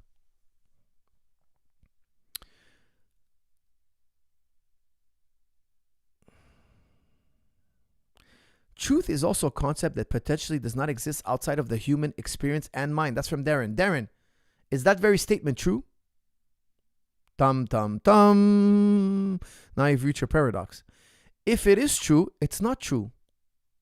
Because you're saying there's no truth outside my mind. But if it's true, if I consider it to be true and it's in my mind, that means it's actually false. And if it's false, that means there is a truth out there. So either or, you're either wrong or there is a either way, there is a truth out there. See, philosophers have thought of this. Replay what I just said. It'll make sense to you. I know it's tough to wrap your mind around it, but think about it.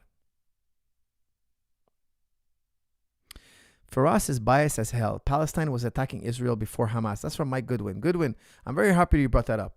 Let's talk about who threw the first punch, Mike. Guys, I say this with all respect. I love all peoples of the world. But imagine you're living in a home. You're living in a home and somebody knocks on the door and is like, hey, get out. And they take your home. That's what happened in 1948. The Europeans brought in immigrants or refugees and took out Palestinians. Please, Mr. Goodwin, I'm asking you with all due respect, make this make sense for me. Please. How could somebody knock on my door, expel me, and then, even if you say the Palestinians left on their own, okay, we have the right to return. If I leave my country of Canada, I have the right to come back home. Why would somebody destroy my home? Did they buy my home? Did they buy my land? Guys, my parents came to Canada. When they came to Canada, they rented an apartment, they worked, they bought a house, they bought land. We welcome Jews. Welcome, come buy land, come live with us. We're happy to live with you, to be neighbors. Guys, I love Jewish people. With all my heart, I love Jewish people. However, whether he's Jew or not, if he's a Muslim and he knocks on my door, kicks me out, expels me, I'm going to have a beef with him. That's what I'm trying to say. How could people say the Palestinians are wrong? Forget Muslim, non-Muslim. I don't care if the guy's black, white, Jewish, Christian, atheist. And would I knock on an atheist door, kick him out, and you say it's correct? No, I don't care who they are. I don't care their eye color. I don't care anything. The guy owns that property. How could I take it from him? Mr. Goodwin, I'm waiting for you to please square this circle. Make it make sense to me. If you give me a good reason right now, I'll admit it.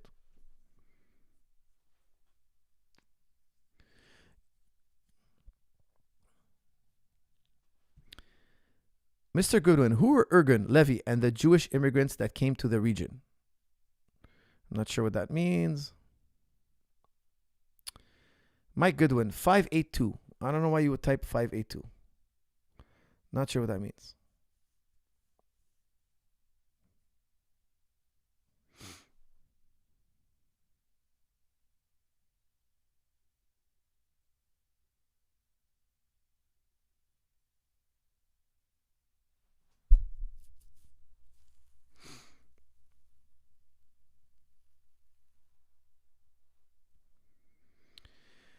All right, guys, I'm waiting for Mr. Goodwin's response, or anybody respond to me. Please, out there, guys, my Jewish friends, please. Don't take friction. I'm asking you. Guys, I'll tell you something. If I saw a Muslim guy knock on a Jewish guy's home and throw his family out, I would violently oppose that Muslim. I would warn him verbally. I would tell him to back off. And if he resisted, I would confront him physically. I would never let a human being kick out another human being unfairly like this. Never.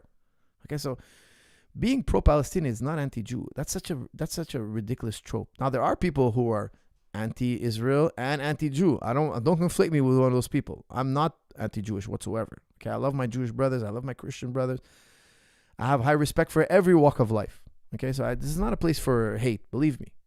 However, my question is, how do we take one people's out and put another by force? How do we do that in modern day?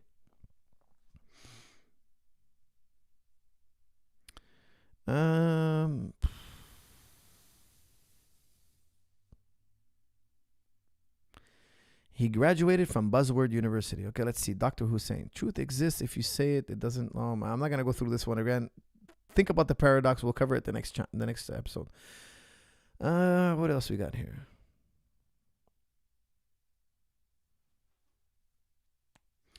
Why do you think they picked that specific area of land to give to the Jews instead of anywhere else in the world? Phil. That's from Phil. Guys, there were other places. They wanted to bring them to Madagascar, Argentina. There was other parts in Africa they were thinking about bringing them. There was a debate on where to bring the Jewish people. Guys, I think the Palestinians should welcome them. However, let them purchase land. Why purchase land? Our land value goes up. Guys, when immigrants come to this country, Canada, and they buy land, my land value goes up. I'm not angry. What I understand is that there's a certain flow of people that's good for a community, and lack thereof is bad for the community. I think we should do what's good for both sides. What's good for immigration, what's good for the people who are living there. We don't want to oversaturate a people and then making life difficult for people. We got to do what's good for everyone. And there's enough food, water, and space on this earth, guys, for all of us. Don't forget, the Arabs, the Muslims, we always brought Jews back to Jerusalem. We want them in the Holy Land. We want them. It's in our books. When Muslims tell me no, I'm like, guys, You don't know your Muslim history. You just don't know it. That's the problem. We always brought back Jewish people. We always brought back the Jewish people. Even the non-Muslims admit it. Even the Jews admit it. Do you guys want me to play you clips? Guys, give me thumbs up if you want me to play you clips. I'll bring you rabbis, historians. I'll give you all my data. You can't run and hide from this. Anti-Semitism is a European invention. It's not Muslim.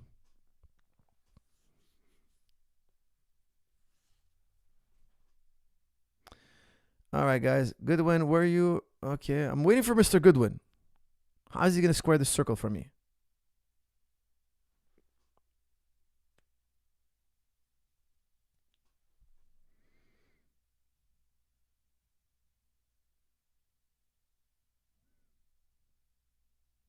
Mr. Hussein, you're correct. But I'm not going to go over it again because that's going to take us another segue, and it's going to be another hour and a half. Guys, we're at an hour and 42. I want somebody to square that circle for me. Mr. Goodwin brought up. I want to show, am I being biased here? Please cross-examine me. Mike Goodwin, I posted a super chat. Did you? But your super chat only says numbers. Oh, here we go. I missed it. It is justified to kill over two-state solution, ? How much is human life worth? Look, I don't agree with Hamas. I'm okay with a two-state solution, Mr. Goodwin. What I'm telling you is I'm accepting imperfect justice. Here's what I'm trying to tell you. Okay, I don't think a two-state solution is perfect justice. Perfect justice is let the Palestinians return back to their homes. What I think should happen is we divide the land. We do one state or two state. Ultimately, I'd want one state. And give the Palestinians emancipation. That's justice. Because it's too unfair to put the Palestinians in ghettos and then the Jewish people get all the fertile lands. Guys, don't forget, the Palestinians rejected certain two-state solutions. Why? Because they didn't get any fertile lands. Their economy wouldn't be good. We want to have a good economy as well. Mr. Goodwin, there's a lot to know about this, okay? But they weren't happy. Why? Because at the time, they were the majority. They were getting less of the land and not the fertile land where they can't grow their crops. That's how business is done, crops. That's how people live. So they're getting the short end of the stick. They were not happy. I'm telling you, it's not perfect justice. Like, we're ready to take a beating here. But what Israel has done is not two-state solution. What Israel has done, be honest here, and please do your research, is they're putting settlers in the West Bank illegally. Guys, do your research on how the Palestinians are treated. Guys, if Muslims did that to Jews, I would be here reprimanding them. I swear to God. I would be reprimanding them. I would be condemning them. I would say it's completely wrong what they're doing. It just so happens to be it's the Arabs that are being punished. They're being shot at. They're being killed on a regular basis. Guys, before October 7th, it was a record year for deaths, Palestinian deaths. They were being shot by settlers. Record year of Palestinians being imprisoned. Record year of new settlements. Now, okay, Gaza, in 2005, they took out all the settlements because the whole world was pressuring Netanyahu. And Netanyahu is not stupid. He's like, you know what? Let me take out my settlers. And he radicalized them. He brought Hamas to the highest level of radicalization. He tortures Palestinians. Life is unlivable. Guys, if you're a young kid and you have no food, no water, no electricity, no rights, no this, no that, no education, no hope, they're not allowed, listen, Palestinians are not allowed to exploit their natural resources. Noam Chomsky said, no, they have natural resources in Gaza. They could exploit them, but they're not allowed to. Even the water purification center before October 7th is bombed. 80% of drinking water is undrinkable. Think about that. We would all lose our minds. Guys, don't think you're better than them. You're not better than them. Shame on you. That's a ridiculous, absurd thought. Do you think that, if I was living, one guy wrote me, coach, if we reversed the situation, the Jews would have built you a beautiful city in Gaza. Let me tell you something, okay? FYI, let me just so you know. This gentleman, well-meaning, I'm sure, doesn't understand that Palestine, their money is controlled. Everything that goes in is completely controlled. They're only given money by people who have interests for them to build a military base. The same thing the U.S. is doing. The U.S. is giving Israel for Israel to become a military base, proxy base for the U.S. Iran gives money to the Palestinians, or else the Palestinians starve to death. Give them money and make a military state for us. So we're doing what the U.S. is doing. Whatever the foreign powers are doing, we're doing. The Palestinians and the Israeli population are just caught in the middle of these two other factions, Iran and U.S. They're having a proxy war. Now, Israel also funds U.S. Israel also funds Hamas because they want Hamas to be terroristic. Guys, if they don't do these things, they don't get any funding. They're given money and weapons to build tunnels and hit and strike Israel. The more they strike Israel, the more money they get. If they didn't strike, and I don't think they should, okay? I would have gone a different direction. I don't think it's wise because you strike Israel, you're killing innocent people, and then your innocent people get killed. More innocent people are getting killed. I'm against killing innocent people, okay? But when they fight Israel, the more a thorn in their side of Israel, the more money they get.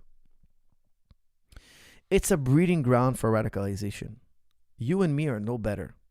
And don't forget, Palestinians are limited in education.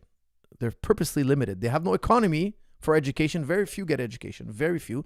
And it's not worth it. Even if you got an education, 50% of the population is unemployed. The other 50%, a large part of them, they get to work for Israel. So it's kind of like a pseudo-slavery. Oh, you get to work for Palestine. For what is the jobs Israelis don't want to do, you get to do them for a very, very minimum wage. Very low wage.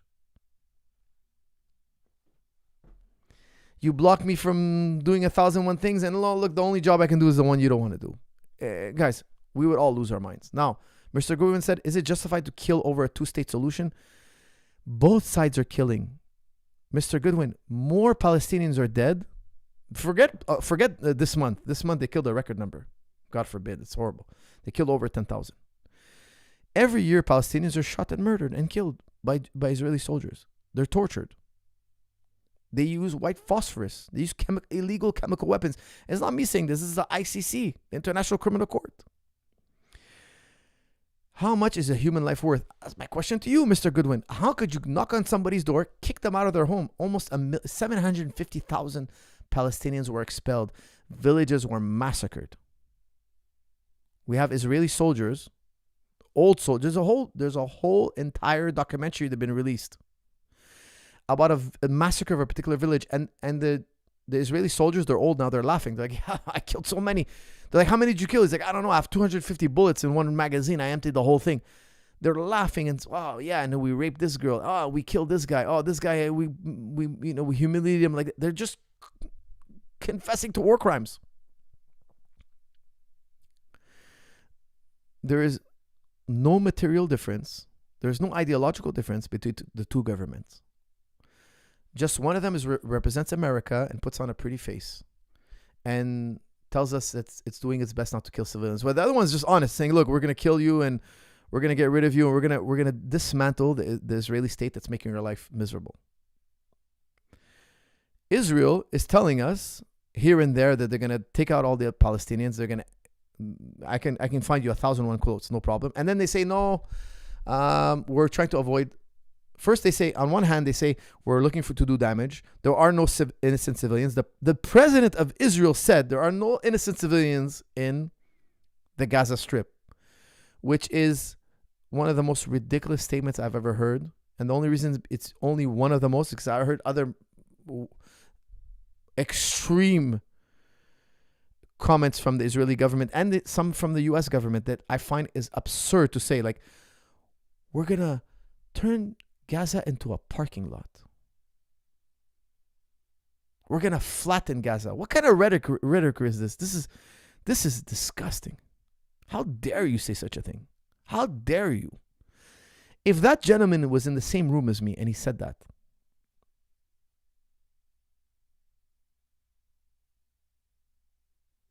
something would get flattened. Something would get flattened. What a disgusting, appalling. Let me say, that's not going to live. 20 years from now, that guy's going to wish he never said it. It's going to still be on the internet. People are going to curse him. People are going to say he was a modern day Nazi. I'm telling you, you'll see. The youth, Generation Z, is very left wing. They're going to look back at this period. This is all on the internet. This can't be erased. There are no innocent civilians. One Israeli ambassador said, there is no humanitarian crisis in Gaza. Are you kidding me? Children are literally dying of thirst. They have burns with no medication. There's operations happening with no anesthetic. There are children in incubators with no electricity. This is war crime after war crime after war crime. Believe me, this is going to build more radicalism than ever. Israel is making its problem worse. And here's what Israel is doing, guys, and that I find very sad. Future generation of Israelis are going to pay for these crimes. That's the sad part. And I don't think they should pay for these crimes. I'm totally against collective punishment. However, there are going to be angry groups that are going to rise. They're going to come out of the ashes. They're going to be technologically advanced. They're going to be numerous. And they're going to be like, oh, your forefathers did this to us. We're going to expel you. We're going to torture you. We're going to rip this out of your hands. Guys, the Arab world is massive. That's what people don't understand. They didn't do the math. Einstein did the math. Einstein said this is unsustainable. Yes, the Ottoman Empire fell. It's a matter of time before they rise again. Guys, the Ottoman Empire, the Arabs, the Asians, they cannot be dominated like this for long. They rise and fall like every other empire. But believe me, when they rise again, I hope Israel has bettered its relationships by miles and miles, because people don't forget things like this. People remember this kind of stuff. This kind of stuff becomes legendary. I was just watching a soccer game, and like a highlight video of the soccer game, and people came out with Palestinian flags with blood on them, and they were all in white suits with blood. I was like amazed. I'm like, wow, European soccer game here. I think it was in Europe. It was just like on the screen. And they were putting out flags, and it was like, wow, man, all these soccer fans are carrying like it was like a huge section, and all of them were like chanting for Palestine. I was like, wow, man, even the Europeans. Like I saw several soccer games like this. The soccer fans are all Palestine. And these people are European, but their governments are very Israel. It's like the people are Palestinian, their governments are Israel. And it's because they have all economical ties eventually that lead back to the U.S. Guys, am I out to lunch? Please correct me, contradict me, challenge me.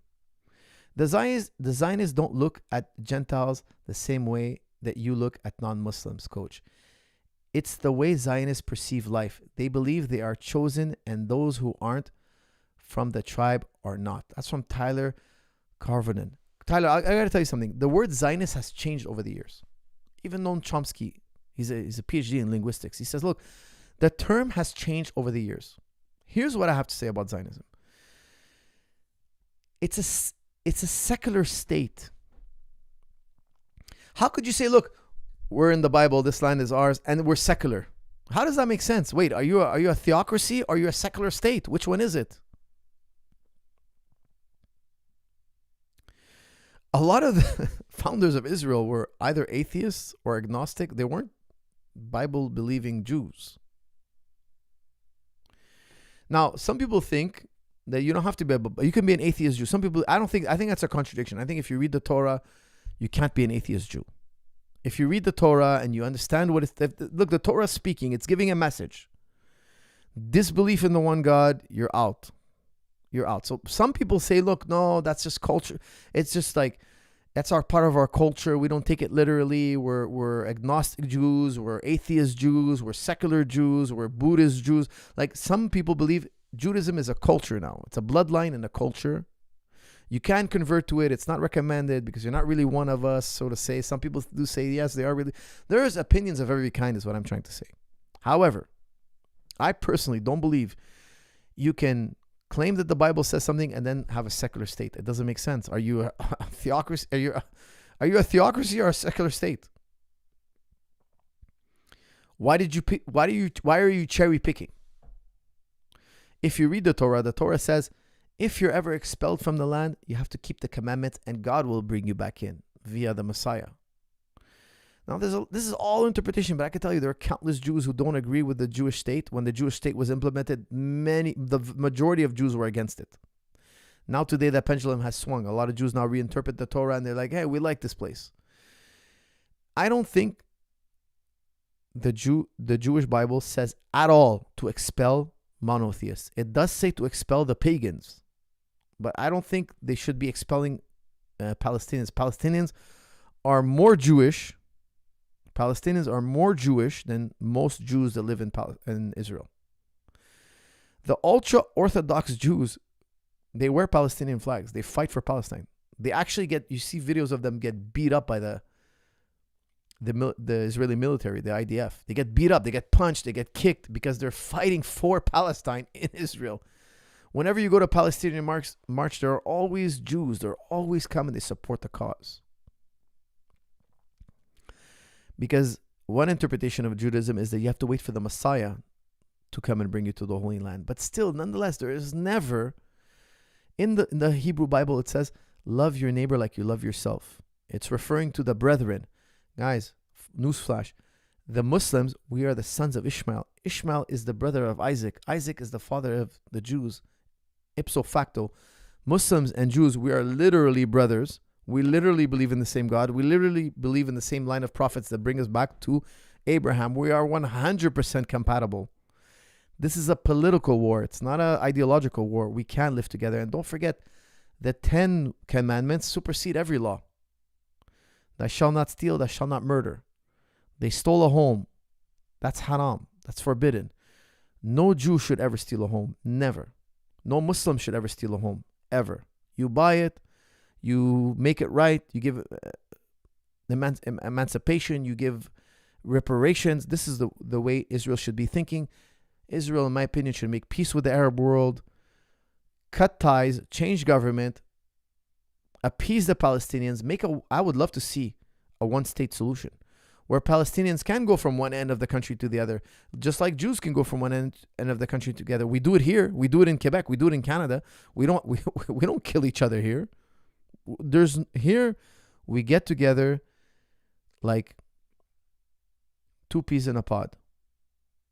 We get together beautifully. Here, there's no animosity here. Now, today, after what's happening in the news, there's some idiots that are doing bad things. They're shooting up schools. They're doing such a stupid disservice to Islam.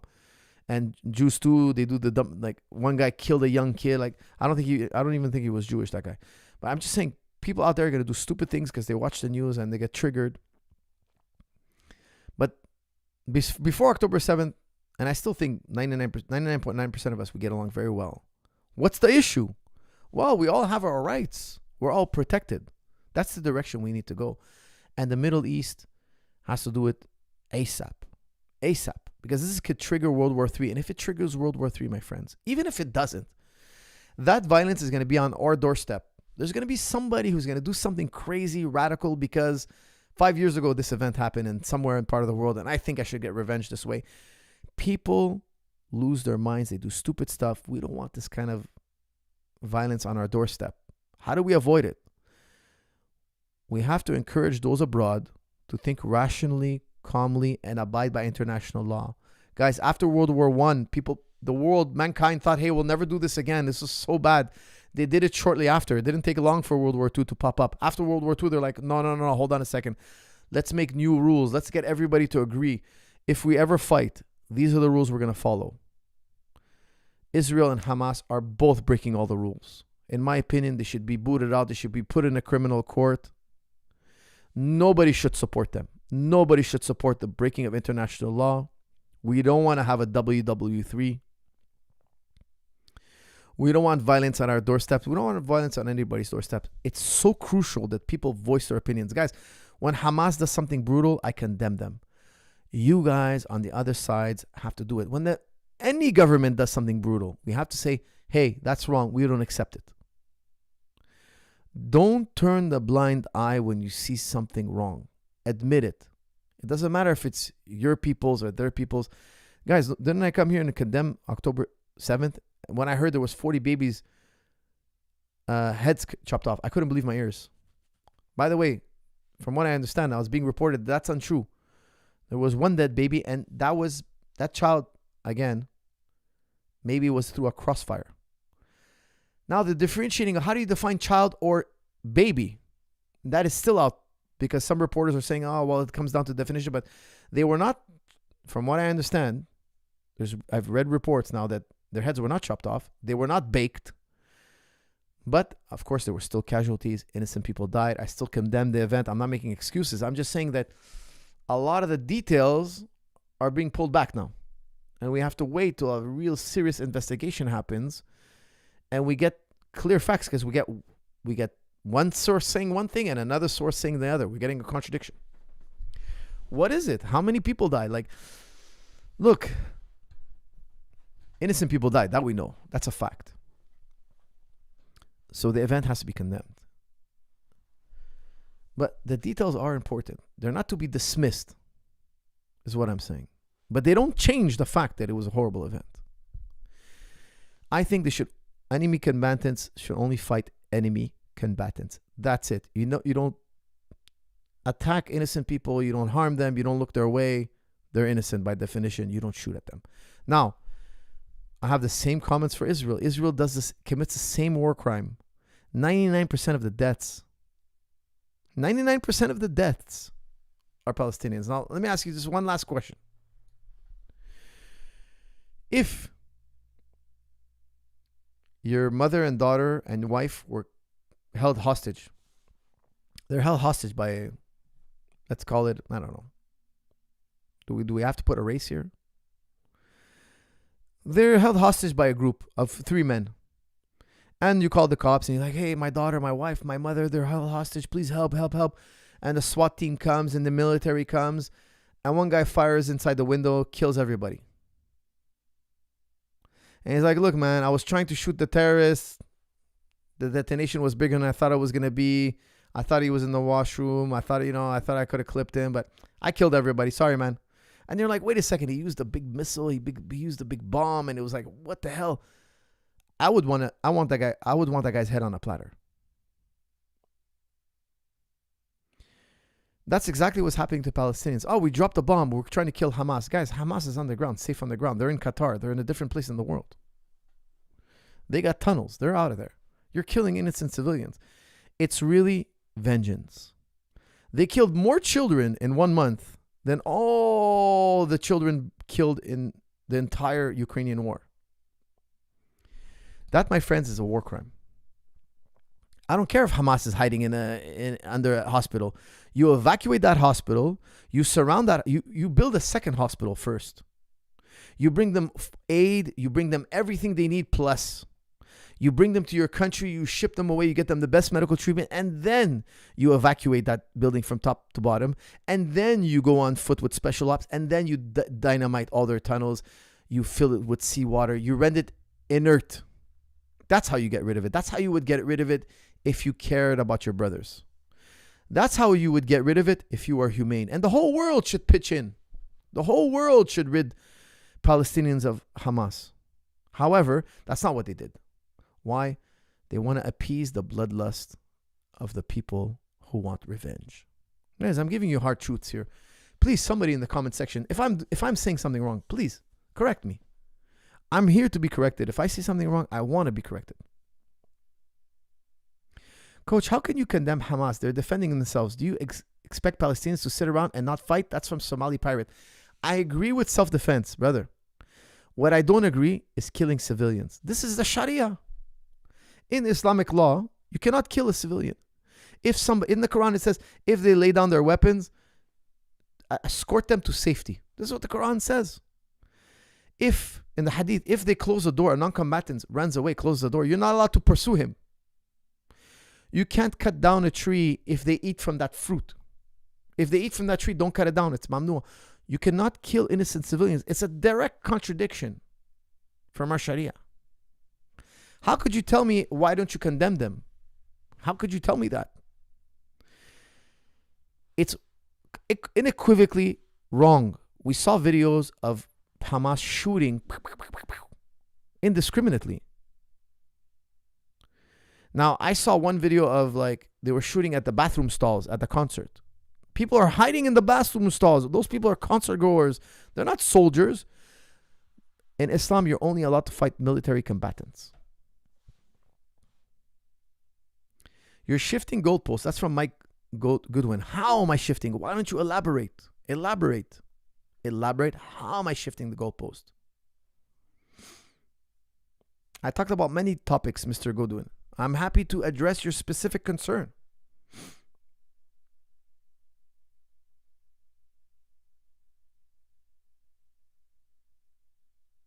Your thoughts on Jim Kennedy podcast? How much truth was spoken? Guys, I checked my last episode. I talked about it at length. I won't do it now, but look, there's no Hamas in the West Bank, and the West Bank is being completely tortured.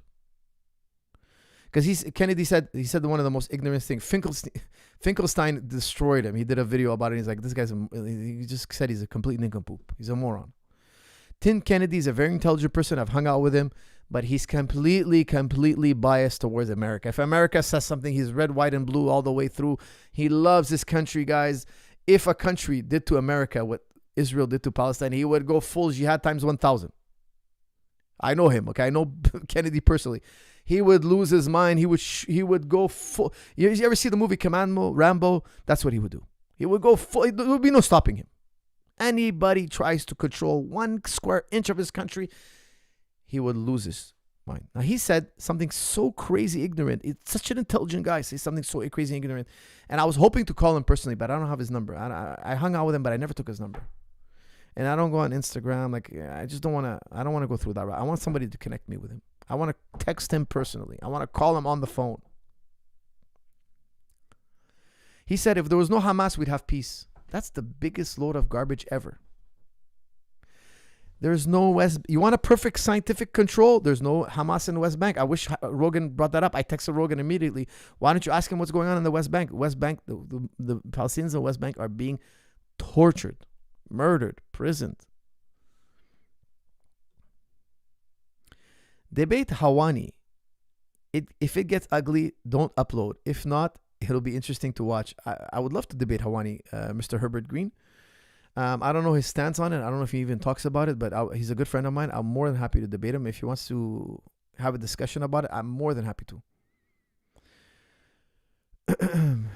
Ahistorical. How so, guys? Elaborate. What did I say that would be ahistorical? Khalid, because he keeps using false argument to get around it, so it has to corner him. I have to corner him. Please, Mike Goodwin, I'm waiting for you. Please, guys, copy and paste Mike Goodwin's comment if I missed it. Firas has the advantage, dude. Firas has the advantage, dude. I can only write comments. He gets to respond unchecked. Mike, I would love to bring you on right now. Okay, I don't know how I could do it, but if you Zoom me or something, I'll connect you.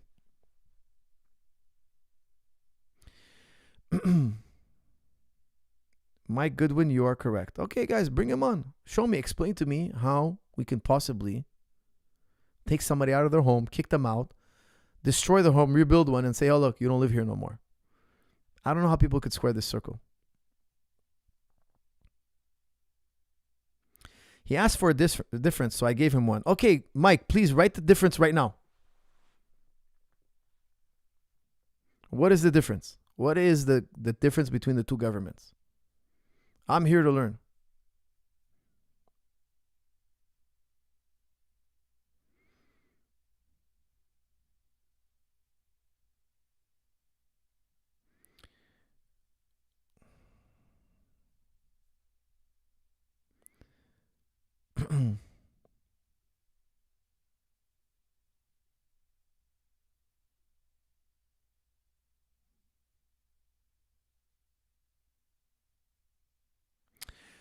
Don't throw the baby out with the bathwater. Condemn the few Hamas soldiers who are doing the war crimes, not the whole defensive force.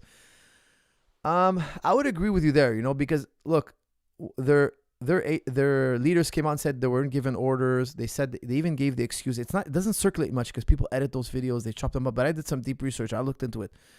They were saying, look, when we opened the gate, many people flooded. They were not Hamas, part of Hamas group. They weren't part of the mission.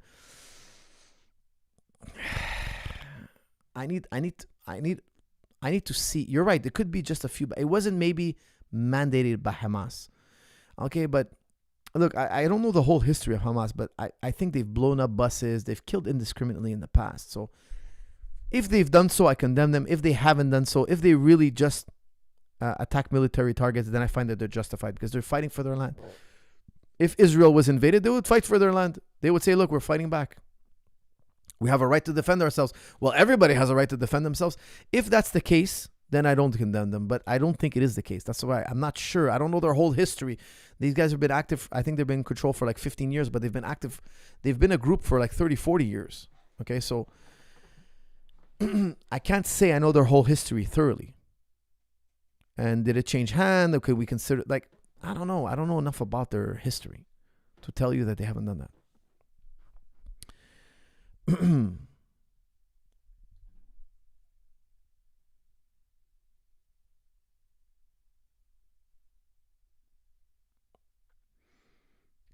I'm still waiting for a difference, gentlemen.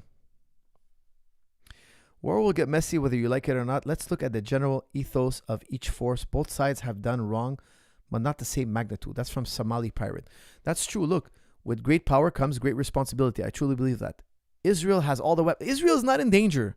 October 7th was Israel asleep at the wheel. I hate to say it. They have every single military advantage. When I heard, I remember, I didn't see footage. I heard they said, oh no, Hamas attacked by air, land, and sea. I'm like, air, land, and sea? How's that possible? They don't have an air force. They don't have a navy. And then I saw paragliders when I went to look at the news. I'm like, what? Paragliders? That's so easy to shoot down.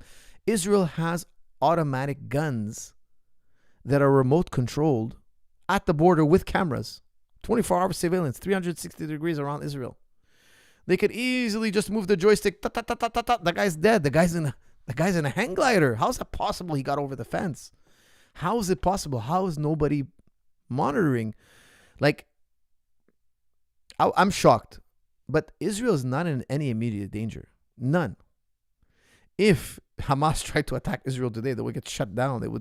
They're the 16th most powerful military in the world compared to Hamas, who's like literally the 200. They're the last most powerful military in the world. They have no capability to attack Israel. Israel is not in danger. What Israel should do, they have all the power and the means to slowly emancipate Palestinians so they don't want Hamas. And I would slowly uproot Hamas, slowly. Now, if Hamas, guys, I hate to condemn a group I don't know much about, but from my standpoint, they committed atrocities on October 7th. From what I understand, unless I'm being lied to, unless everything is fake, because I don't really believe because here's what I do stand on. I don't believe the Israeli media, no offense, but there are some journalists that said they were shown footage. So I found that to be quite powerful. And one of them was telling a story about a grenade being thrown on an innocent guy trying to hide in a bunker. Again, could have been just a radical Hamas group, but the Hamas soldiers should be punished. If they disobeyed orders and they just went on a rampage, he needs to be brought up and punished. And we know what the punishment is. We know what it is. I don't want to say it because it's so triggering, but it should be proven that this was the punishment. He should be handed over. Something should happen. Not just, they're boys being boys. No, it's not acceptable. Okay, guys, what else we got here? Any response from our friend Mike Goodwin? So this guy doesn't leave thinking he's running. He sent a $20 super chat, even though his premise uses a self-serving timeline. Okay, that's from, let me see, who sent this?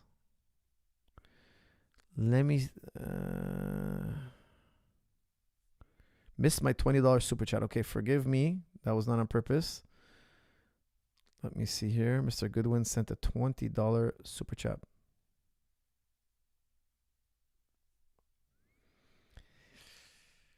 Okay, here we go. I found you. Palestine is killing over land. Israel is killing to protect its people from being killed. That's the difference. Also, Palestine attacked before Hamas existed. So that refutes your radicalization argument. Mike, all due respect, the Palestinians are defending the original Nakba. My question to you, Mike, I answered this earlier. Who threw the first punch? Imagine, Mike, okay? You're happy in Israel. You're living in Israel. And Jordan comes in and says, hey, Mike, tuck, tuck, tuck on the door.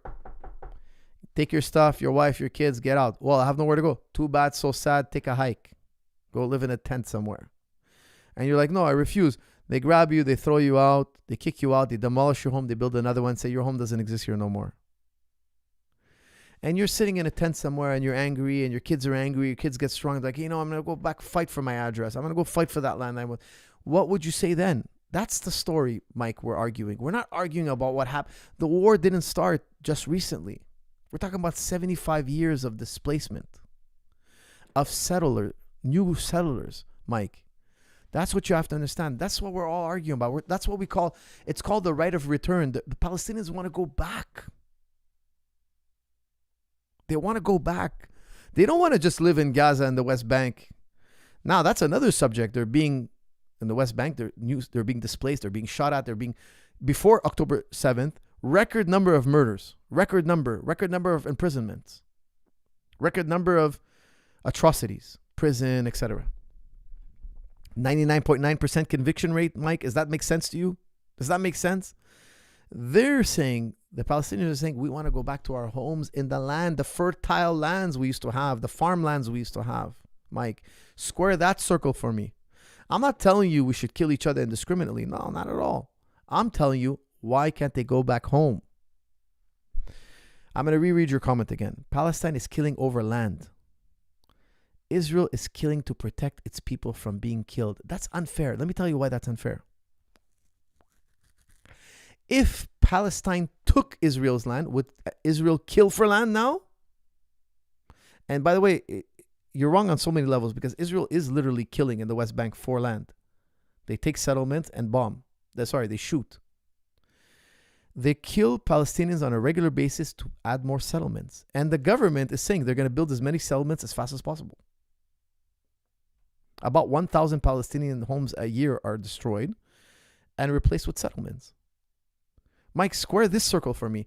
They're taking the land. They don't have to fight for land. They're taking all the land. They've literally, the Israeli government has said there's either going to be moved to the Sinai or they're going to be killed.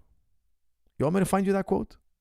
They're going to be flattened, they're going to be killed, or they're going to be moved.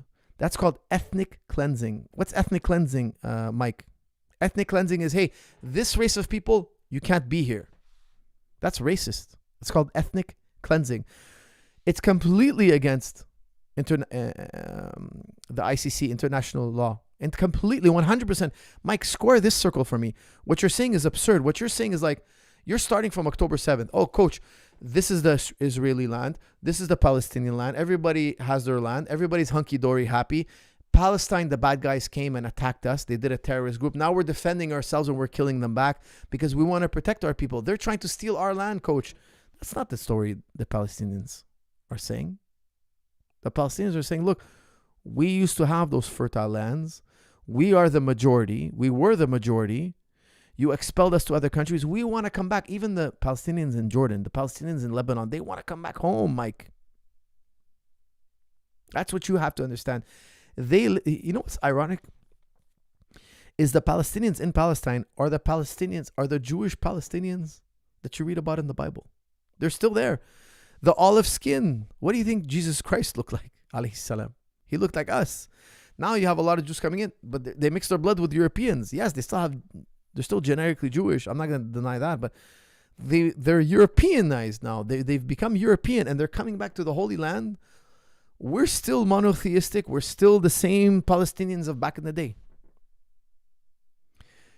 We converted to Islam. We said, okay, that's the updated. This is the same religion. It's the new creed. Guys, don't forget, we're under the covenant of Abraham. We're circumcised. We eat kosher. We don't drink blood. We do everything like you. We have every rule like you. We have our new Sharia. And our belief that God replaces a law with an equal one or better. So we have our Sharia. We have a flexibility. But we are under the eternal covenant. Abraham says the eternal covenant. Here's what you have to remember. Very important. I studied this actually in university. It was a very hot topic. When Abraham alayhi salam is given the covenant by God, the sign of the covenant is circumcision. He circumcises his son and his slaves. That means it's not genetic. Anybody can be under the covenant. Anybody who has a sign of the circumcision, he's under Abraham's protection. He's under Abraham's law. He's under Abraham's religion. You cannot have, by the way, FYI, you cannot have a family member as a slave. It's impossible. They didn't do that in the ancient world. If God orders him to circumcise his sons and the slaves, that means anybody could be under the covenant. They just have to accept it. We are your circumcised brothers. We are under the covenant. We are Abrahamians. We follow Judah as well. We follow all the prophets you follow. How could you square me this circle? Somebody knocked on our door, expelled us, and now we cannot fight for our lands? That's absurd. Nobody would say that. Nobody. Don't forget, it's also not the Muslims that expelled the Jews from Jerusalem. It was the Romans that expelled them. It's the Muslims that brought them back. Think about that. Imagine if the Jews brought the Palestinians back. You know how grateful we would be? We'd be like, oh, we praise you. We're forever in your debt. Let me play you a little clip, because I know you don't believe me. Let me find you a little clip. Maybe you won't think I'm such a extremist. Hold on, I promise it'll be worth it.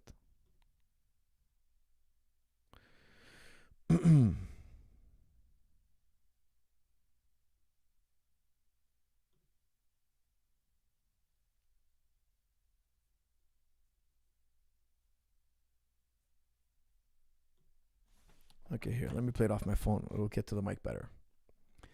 I promise you, this will be worth it.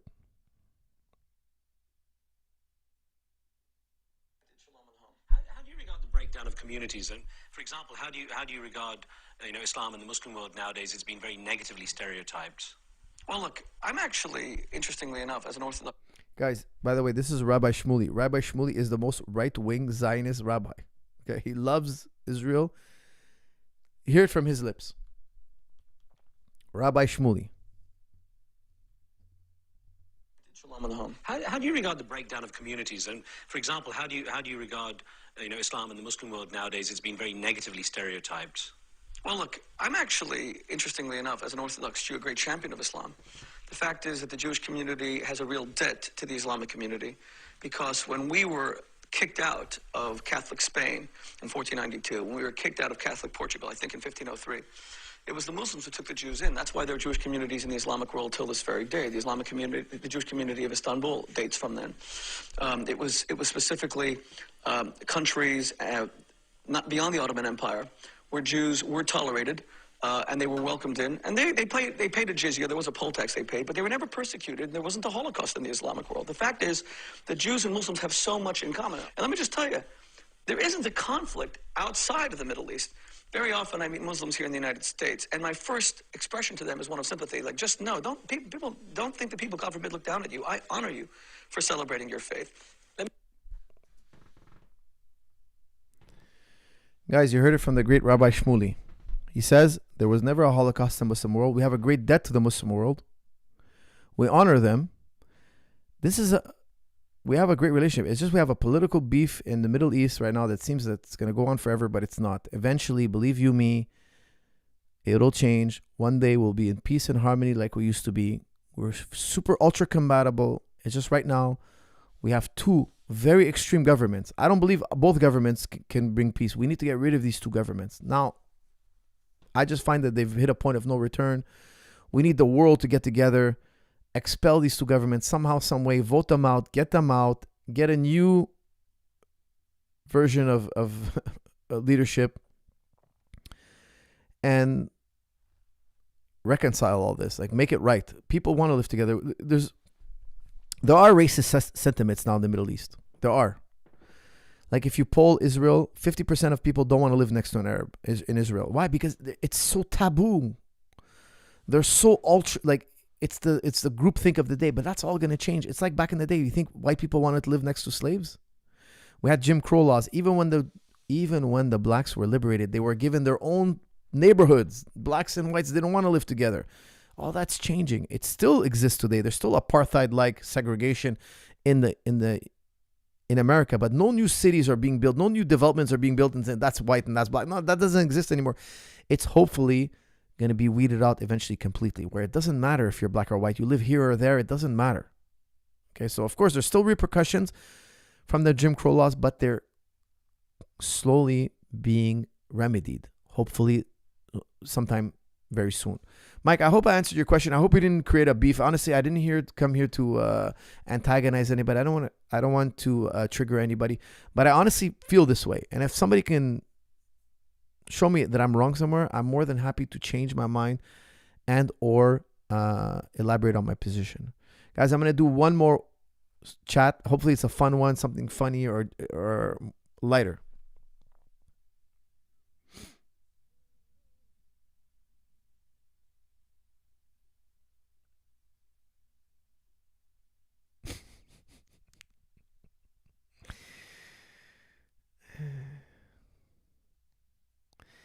Rabbi Shmuley will debate Muhammad Hijab at Pierce Morgan's show in this Thursday. That's from Osama. Yes, that's true. That's correct. No beef, brother, at all. That's from Mike Goodwin. Thank you, brother. I really appreciate that. That's what we need, man. We need people to dialogue. We need people to... I'm going to pin your message to honor my friend Mike Goodwin. Guys, we need dialogue. We need to diffuse the situation. That's why I was so upset with Jordan Peterson. He incited violence. Dude, that was the worst thing to do. Tell two guys who are tell two countries that are each other's throat off. Go for it. No, man. No. The world, everybody has to sober these two groups up. They both have bloodlust. I can't tell you how much I hope the whole world comes together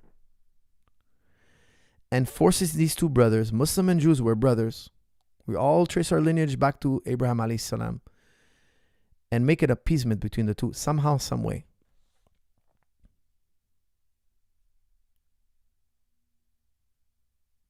Most of Israel wants Netanyahu out of office. There are plenty of Jewish people protesting state of Israel and occupation. That's from Khalil Ullah. That's very true. Before October 7th, they were having mass rallies. The last year, they were having huge protests because they were feeling Netanyahu is taking too much control now. He's above the judiciary system. They can't veto him now, so they felt like, hey, this guy's becoming like a dictator. They're fighting him. I totally agree, guys. Generation Z, they're on the internet. They're growing up on the internet. Segregation, racism, ethnic cleansing, these are all like taboo, embarrassing things. You don't want to be like, they're so sympathetic to other cultures because they all grew up online, playing games, meeting each other. The world's become a little village. Look, the German regime was super ultra right wing, and now look, they're super ultra left wing. What happened? It's been 100 years. What happened? Guys, countries go through the pendulum swings. They go through one way of thinking to another. They go conservative to liberal. They go from liberal to conservative. They go back and forth.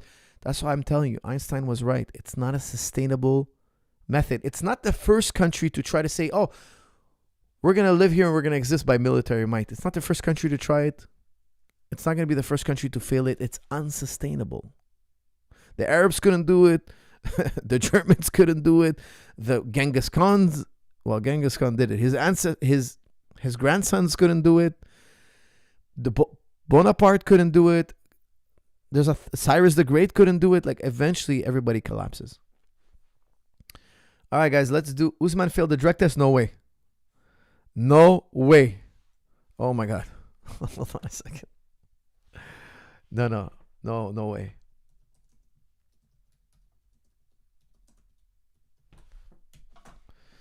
Don't tell me. Say it ain't so. Say it ain't so.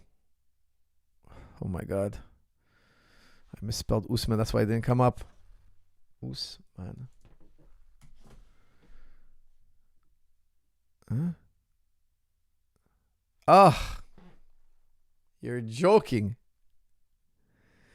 Usman Nurmagomedov, not Usman. Oh my God. I thought you meant Kamaru. Bellator lightweight champion Usman Nurmagomedov has been suspended 6 months in California and fined $50,000 for testing positive for a prohibited substance. Oh my God, this is almost as big news.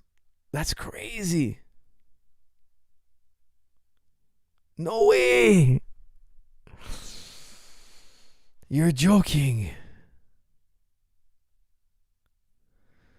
Oh, man. What did he test for? Breaking news. Usman Nurmagomedov failed drug test. Oh my God. I thought you were talking about Kumaro. That would have been insane. However, this is still huge. Guys. Okay, he released a statement on failed drug test. Hold on. This is crazy. He was on such a run, man. He just won a Cinderella. Like he just won an epic fight against what's his name? He's just been on a tear. Tennis champion in limbo. Oof. Well, listen, if you fail a drug test, you know me, guys. I think you should be stripped of everything. Result test revealed prohibited substance that entered my body through medication, prescription. Okay, look, you know me. I'm not a big believer in these excuses, but let's see. It's got to be, if it's a prescribed drug, I don't know. Let's see. Statement, a few months ago before the fight, I was undergoing treatment, but unfortunately, I do not notify the Athletic Commission in advance. I would like to note the California State Commission conducted its own full investigation where I provided all the necessary documents, doctor's notes, and medical certificates. Thanks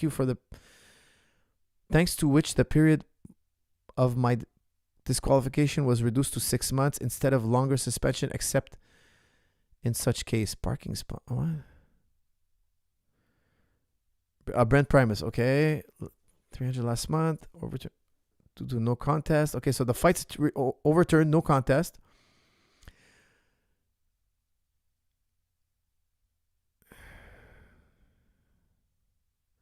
Oh my God. So wait a second. Didn't he win $1 million for that tournament? I think they're taking away the $1 million. Oh my God. What did he test positive for?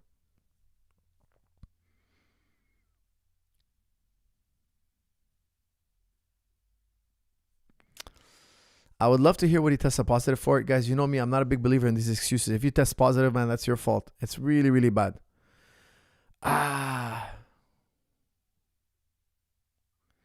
Did you check out Majesty of Reason? No, I didn't. Guys, I can't believe it. Usman got popped. Man, I can't wait to see what he got popped for. Guys, what can I tell you? I had a blast with you guys as always. I know these days we're talking a lot about politics. I'm going to try to avoid that in the future episodes. Keep it lighter. And, of course, we're going to talk about it, but maybe not as long. What did I want to say? Oh, guys, check out A Man's Guide to Throwing a Punch. You're going to love it. Add boxing routine to your regimen. Enjoy. Make sure to punch in that promo code. Thank you all. I had a blast as always, and I'll see you all in the next episode.